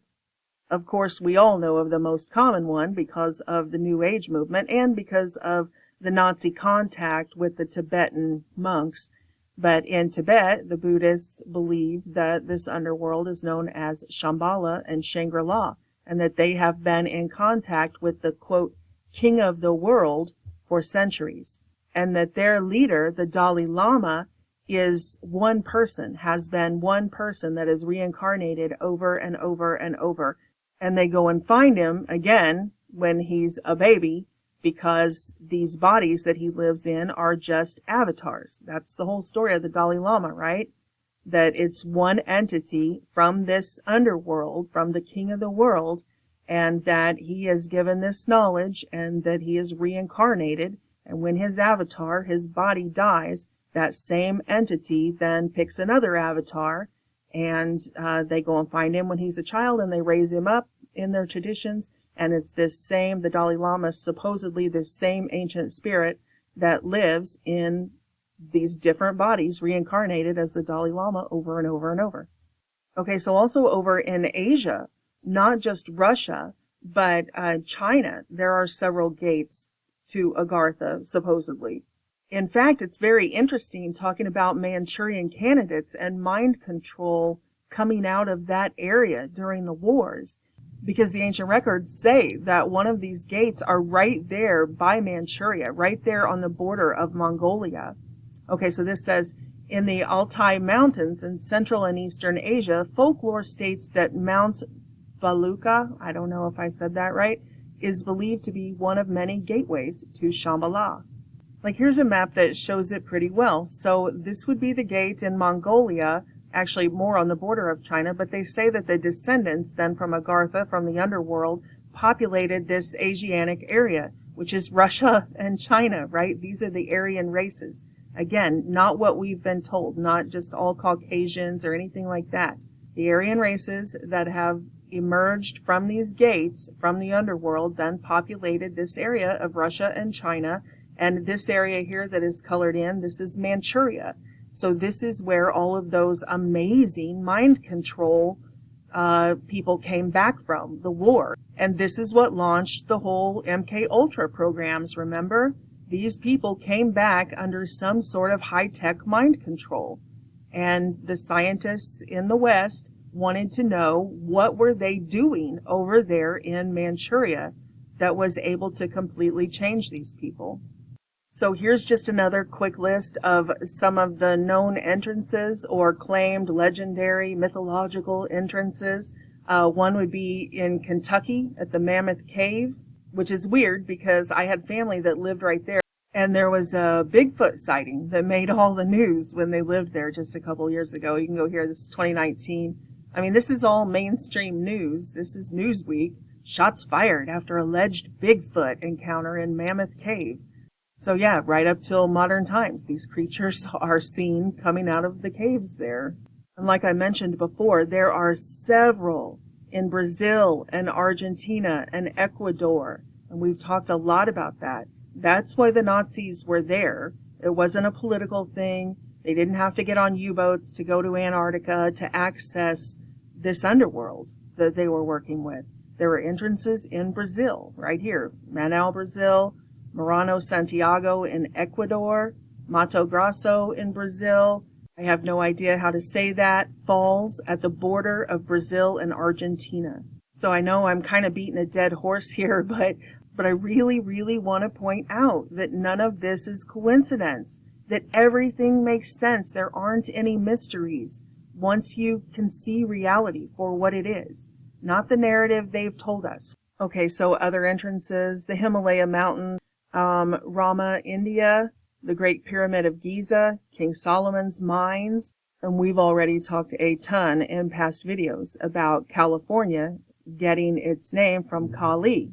Was one of these entities from this underworld who ruled that entire region, and the people there were a lot of her people and offspring.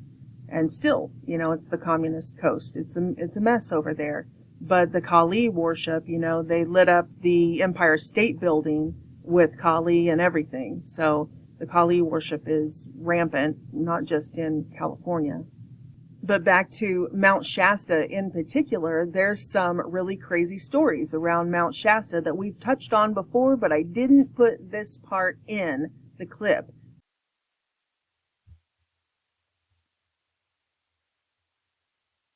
Now I'm going to play this video clip from the Missing Enigma channel. He's telling this story, but if I'm not mistaken, this is actually from the Missing 411 books. And the two things that I want to point out today that weren't in the small clip that I have used before were really the most bizarre parts of this story. One was there seems to be some sort of family experimentation going on because his grandmother had an experience. This is about like a 3.5-year-old boy that came up missing, and he was taken into this cavern system. Yeah, that reminds me. I think that's the clip that I used before was for the Horton Mine mystery. So we were just talking about missing people being taken captive by these underground civilizations. So the important part I was pointing out about this Missing 411 story was that when the child went in there, he saw all of this gear, laying around at the cave entrance where they had taken other people, and there was like guns and backpacks and stuff. So this wasn't the only human that they had been interacting with, and the others, it didn't seem, made it out, but this little boy did.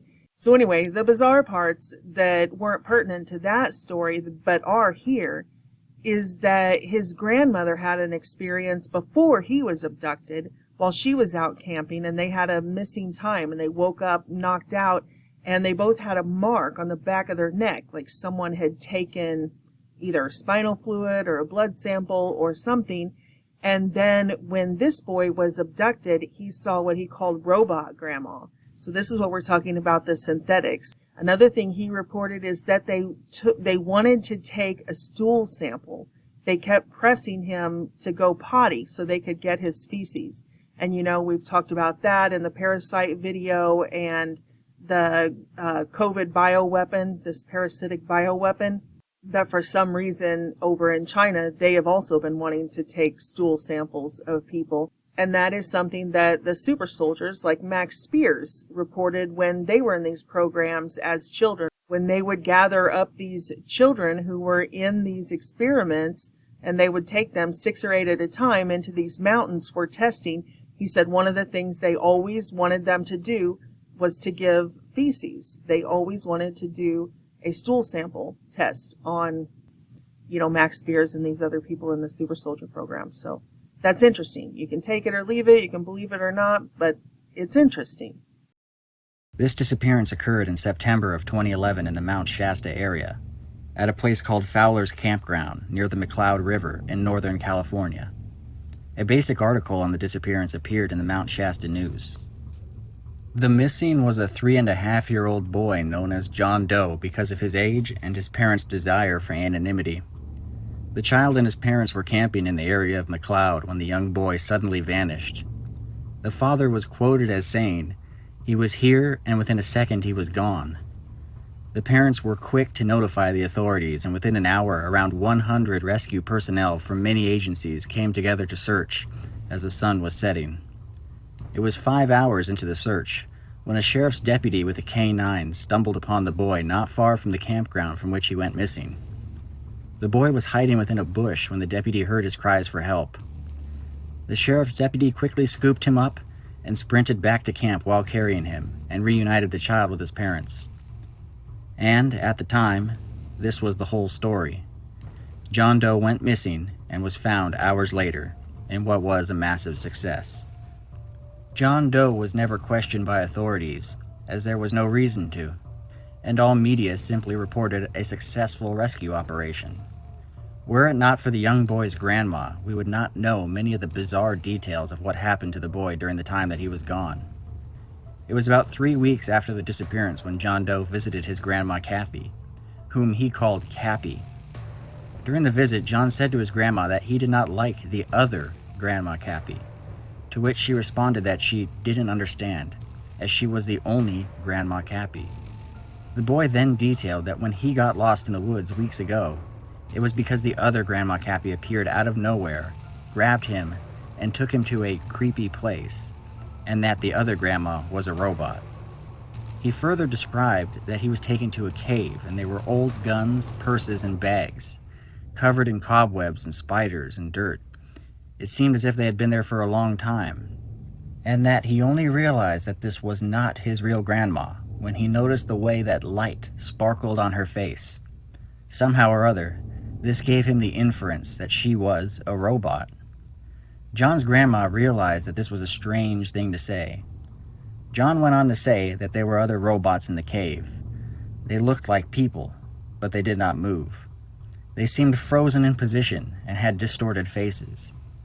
John said that this other grandma seemed nice until she examined his stomach and then tried to get him to defecate onto a piece of sticky paper, which the boy could not do. The next details that John described was being walked to a bush somewhere outside, where the other fake grandma told him to hide, and that he would be safe there. And that is the same location he was eventually found by the sheriff's deputy. The boy's real grandma called his parents, thinking that they were letting him watch some strange television that was making his imagination run wild. The parents, however, confirmed that this was the same story the boy had told them when he was discovered. However, they did not know what to make of the bizarre tale, so they forbid John Doe's grandma from pressing him with questions regarding the incident. They wanted him to move on and hopefully forget what happened without such a crazy story getting out. John Doe's grandma was particularly disturbed by this story, though, because weeks before John went missing, she had been camping with a friend in the same area around McCloud, when she had an incident where she woke up face down in the dirt with a puncture wound in the back of her neck. The incident had a lasting effect on her, both physically and emotionally. Not knowing what to think of it at the time, she could not help but feel there was some connection between her incident and the disappearance of her grandson weeks later.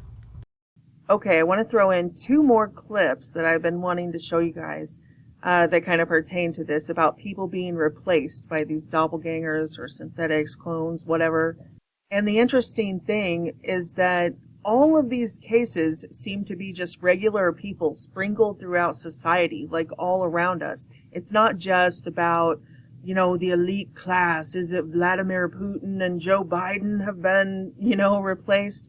It's regular people all around us. It really does lend some sort of credibility to what David Jacobs has been writing about.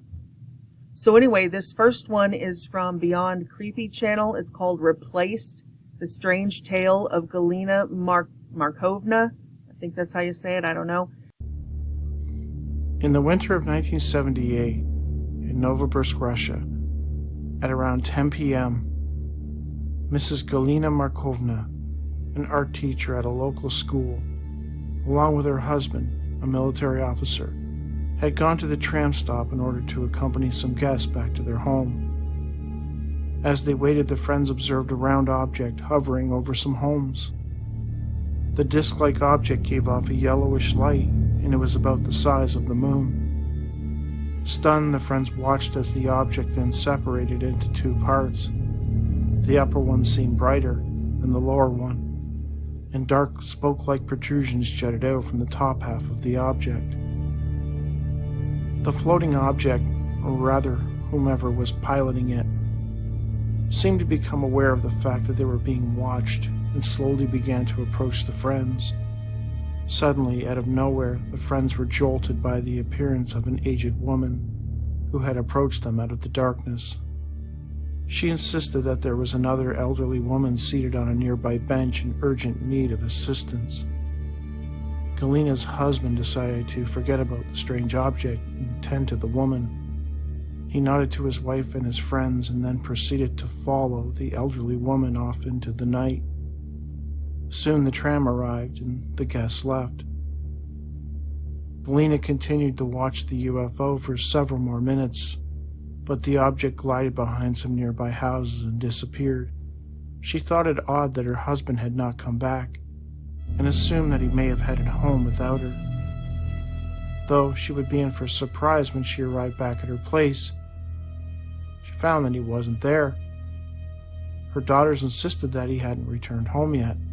She reasoned that maybe he was still assisting the elderly woman and possibly the situation was much worse than they had anticipated initially. She eventually went to bed.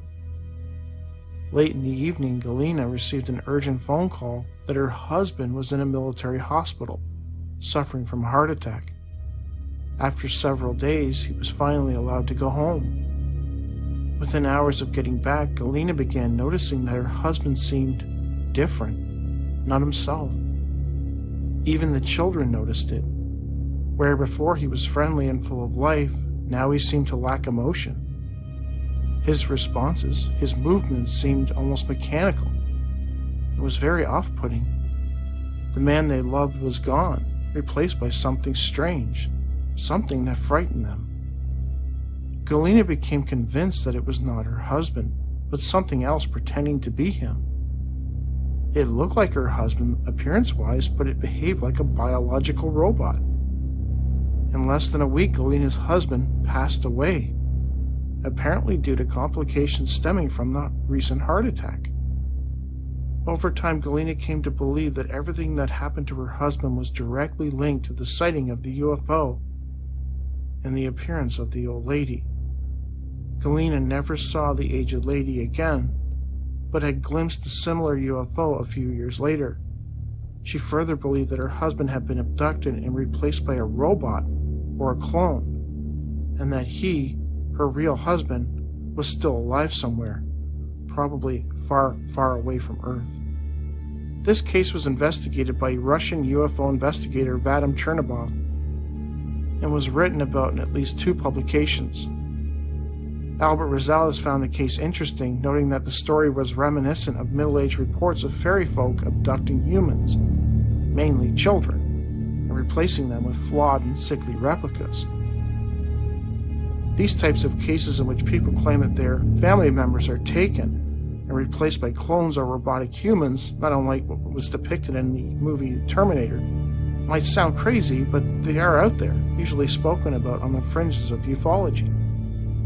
Personally, I do not know what to make of these types of cases. The notion that beings could take somebody and replace them with something they created, something that almost passes as human, does seem to fall in line with the work of researcher David Jacobs, who believes the visitors are already here living among us. Well, I'm not going to be able to put the second clip in. I've looked through my link files and I cannot find it. I searched it and did keyword searches and, I pulled up these others, but I don't know. I don't know where the link is. And I went back to Paranormal Roundtable channel and he doesn't put any descriptions or anything, and he just has a couple of words in his title line, so I can't find it. There's no way I can go back and find it. That's a real bummer. But I will give you a sort of synopsis real quick. It was very, very similar to the exact same story you just heard, only it didn't involve UFOs or anything like that. It was just this lady, her brother, he was in the military. He went into a military hospital overseas. He was being shipped home and being discharged and everything, but he went to the hospital just for something routine. And then when he came home, she said, just like this lady described her husband, he moved in with his sister, and his sister said that it was not him.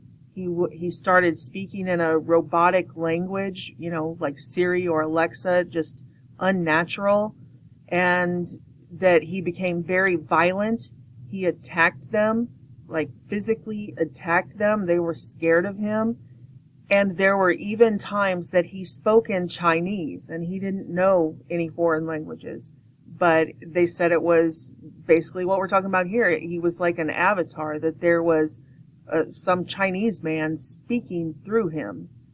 And he would speak in broken English and insult them and all kinds of things. And his sister wasn't the only one to witness it.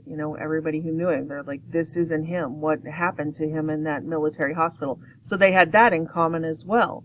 Even though this was a UFO case, he came up missing and he ended up in a military hospital, right? So that's interesting. Okay, so the links that I do have, though, will be below in the description box. I also wanted to give credit where credit's due here real quick and thank Andrew Goff for these graphics. A few of these graphics that I have shown throughout this video while I was talking, I got from his seminar, his presentation that he gave. And it just so happened we were doing this series on Agartha and Underworld and stuff, and Jim Crenshaw had posted one of his seminars. So I grabbed these graphics because they're very helpful to look at when you're talking about this stuff. Also, earlier I used a graphic from a video on Tim Truth on his channel. So I will put those links below also. But please go visit those. They have great content. Jim totally cracks me up. I really enjoy, browsing through his stuff. Even if I just read his description box, he cracks me up. But Tim Truth too. They both have good content. I'd also like to point you back to one of my own videos that has a ton of information on this topic. It's called Paradise Lost, the Underworld, Fires, Tunnels, and Ghost Cities. And that's a 3.5-hour presentation. I just uploaded it when I moved the archive over, so it says 2022, but I made it, a couple years ago or whatever. But specifically, it's got a ton of information about all of this, and none of it is duplicates of what we're talking about here. But around the 1 hour and 20 minute mark, 1 hour and 22 minute mark, something like that, there's a segment in there about the Paradise wildfires, and David Wilcock, that he had claimed years and years ago, years before the Paradise, California wildfires. And he had said that there was a town in California called Paradise where these hybrids had come from this underground civilization, and that it was some sort of integration project, some sort of CIA military town. And they had their own dentists and their own doctors and stuff working there, so that they wouldn't be identified, people who were in on the program. And this was an entire town of hybrids. They were, spaced out. There were regular people living in the area too, but they had colonized. They had put them in houses and things like that, and they were trying to integrate these hybrids to see if it was possible to integrate them unnoticed. So that was years before that whole town was incinerated, obviously by directed energy weapons. And a lot of people covered that. And I think there's, some footage on that in this video here on the screen, that there were clearly anomalies, sort of like 9/11, that these things, the trees and stuff weren't burned, but these homes and everything were turned to dust. Even things like porcelain toilets were turned to dust, that, a normal house fire, that just wouldn't happen. So, there's all these theories about directed energy weapons. But in this video, I was able to go back and get clips with date stamps showing that David had been talking about this town in California, Paradise, long before these Paradise wildfires and all of this happened. So I had juxtaposed all of that stuff to say that's interesting. I don't know what you guys think about David Wilcock. I've gone back and forth on my opinion, but certainly that was one time that I thought, well, that brought some validity to his, sources, his intelligence sources, as they say. So anyway, you can go over and check that out if you are interested in this information. That's another 3.5 hours all about this underworld and the tunnels and the ghost cities. And, it's pretty interesting stuff if you're interested in this stuff.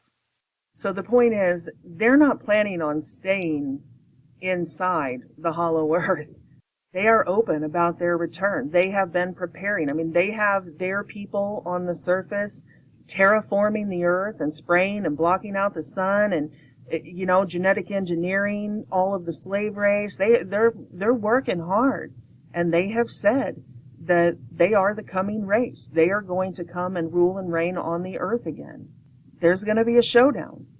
God said that he gave dominion to the human race, and they say, no, we, the Aryan race, we are going to take dominion. And God says the violent take it by force. That's what the Bible says. So there's going to be a showdown. It's called the Battle of Armageddon.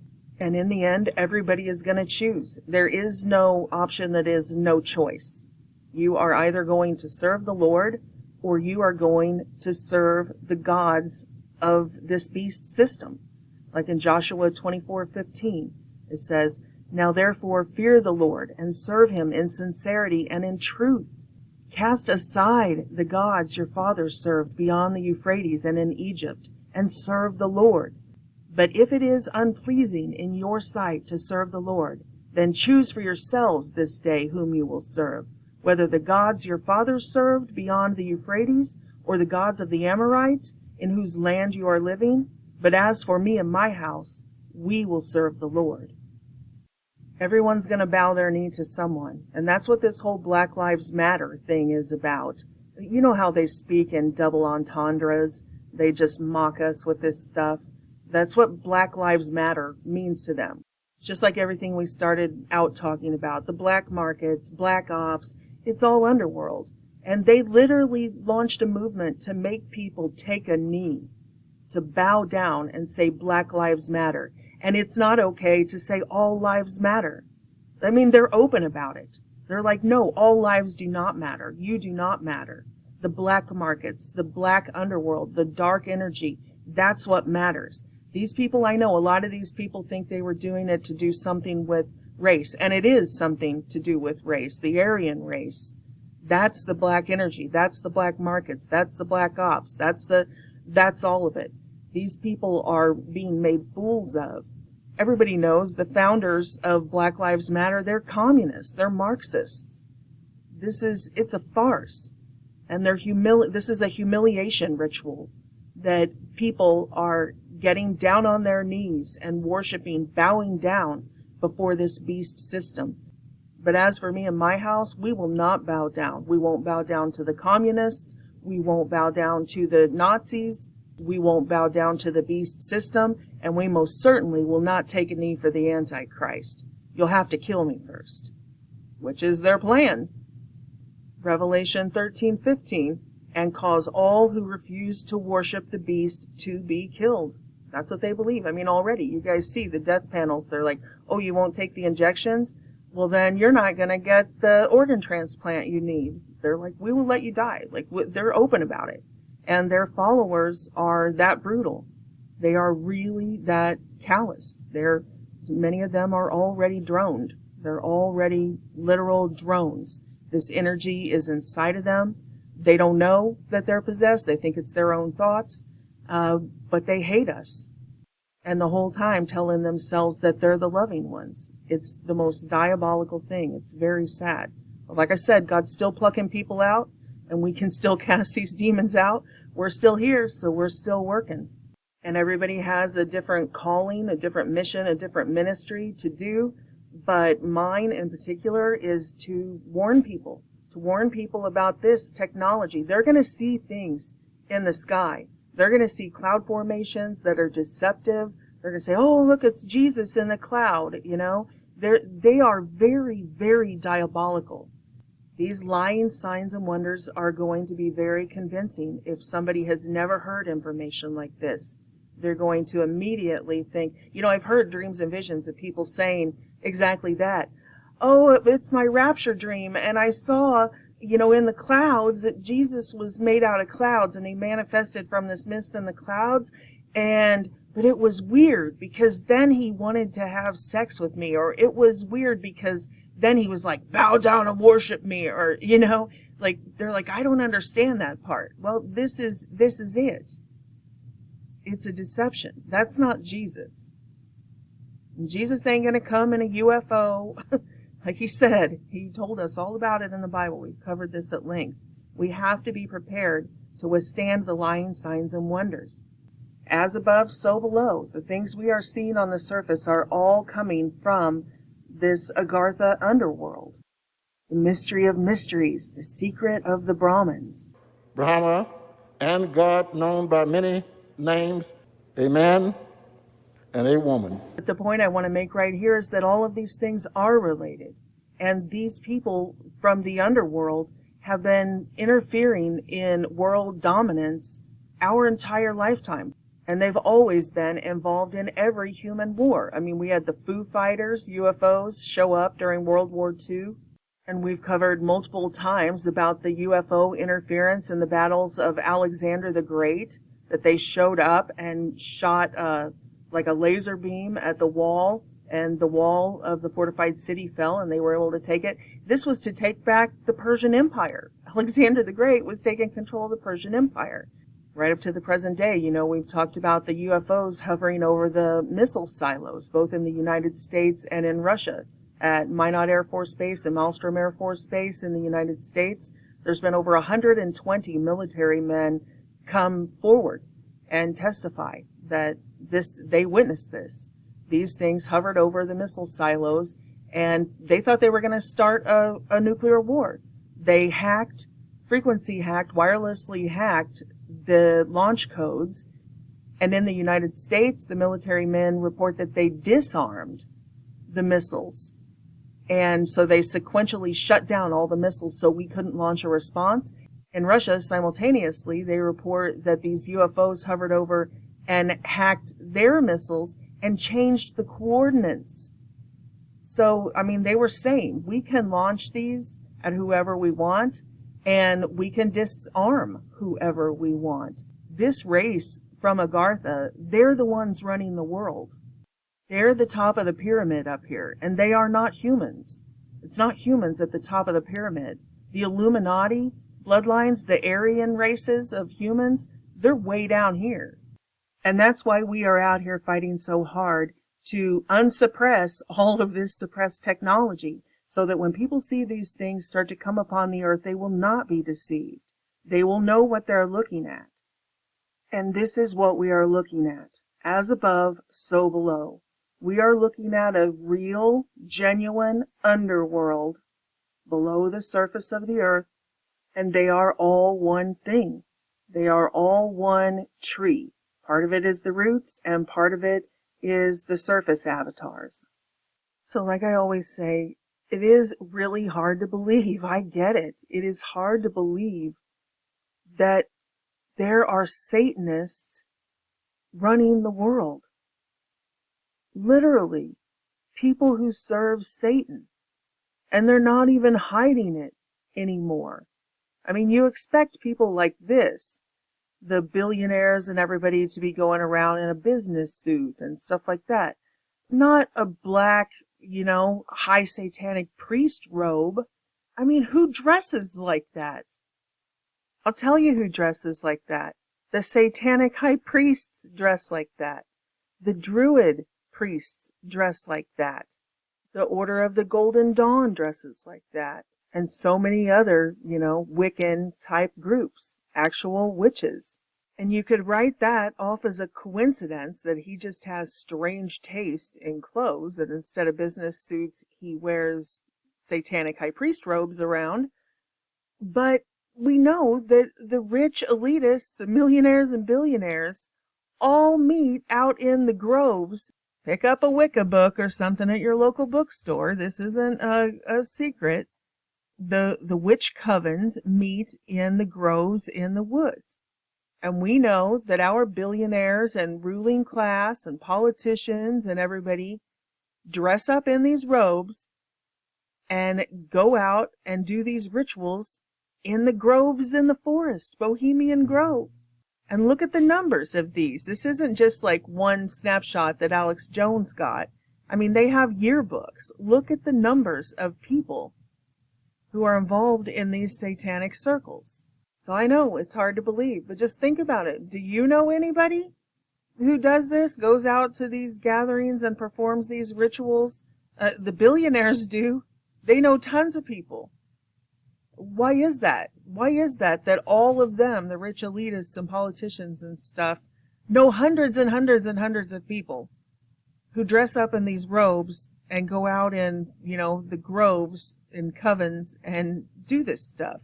It's because they are what they are. And they've brought their rituals with them. This is Bavaria. Here's a map. This is where we get the Bohemian Groves, right? Here's Bohemia, which borders Bavaria. And we did, I forget which video it was in, where we did Grimm's fairy tales and the true stories of these witches in the woods. And they were, eating children and, doing all this stuff. Grimm's fairy tales. That all of that stuff, a lot of that stuff came from true legends of what was going on in the Black Forest in this area. So this is it. Bavaria, this is where the Illuminati was founded with Weishaupt, right, and all of that. So here's Bavaria, and then here's the woods of Bohemia. So this Bohemian Grove is just a carryover, a place for them to meet in the United States and practice Satanism. At some point, humanity is going to have to come to terms with this. We need to know our enemy. Voting in this election, in the midterm election, is not going to save us from this ancient empire. Only one thing is going to save us. Or I guess I should say person. Only one person is going to save us. If you do not yet know him, and you are not living under his protection and his peace and his provision, please don't wait. Please. Time is very, very short. Please, there's always a link down below in the description box to a prayer if you need help, but you don't need to say some ritualistic prayer. You can just call out to him and say, if you're real, Lord, if you are real, I need you to show me. And the vast majority of us here in this community, we know him. We can testify that he's real. And if you want to hear from some of us, you can go over to my #Jesus channel that I mentioned earlier in this video. And there are tons of us on there that have come out of every imaginable situation. And we can tell you all about our personal supernatural experiences. We're not talking about church or sitting in a pew. We are talking about having a supernatural experience with the living God, a holy God, not one who wants to enslave you and torture you and use you and abuse you. A God that accepts you just as you are. He's a God who loves you unconditionally, and he says, come just as you are. The prodigal son, that's the story of the prodigal son. It says that the one son stayed and did everything just right, with his dad. Oh, he was the perfect little, golden child. But the prodigal son, he was kind of an ass. And he said, give me my money, give me my inheritance now before you even die. And he took his money and his provision and everything, and he went off and he squandered it and partied, and he ended up sleeping with the swine. He lost everything. And then one day he came to his senses and he's like, what am I doing? I'm going back to my father. And when he headed home, his father met him halfway. He didn't say, oh, you did this and you did that and you did this and you're a bad person. No, it said his father ran and met him halfway and covered his filth with a robe, covered his shame. Like any loving parent, he was just so happy to have his children come home. Please, if you are out there somewhere under the sound of my voice, and you find yourself there and you're struggling with depression and you've partied and you've done everything the world told you would make you happy, and you are not happy, come home. Call out to your Savior. He will reconcile you to our Holy Father, and He will cover your shame. He loves you. And so do I. God bless you and your families.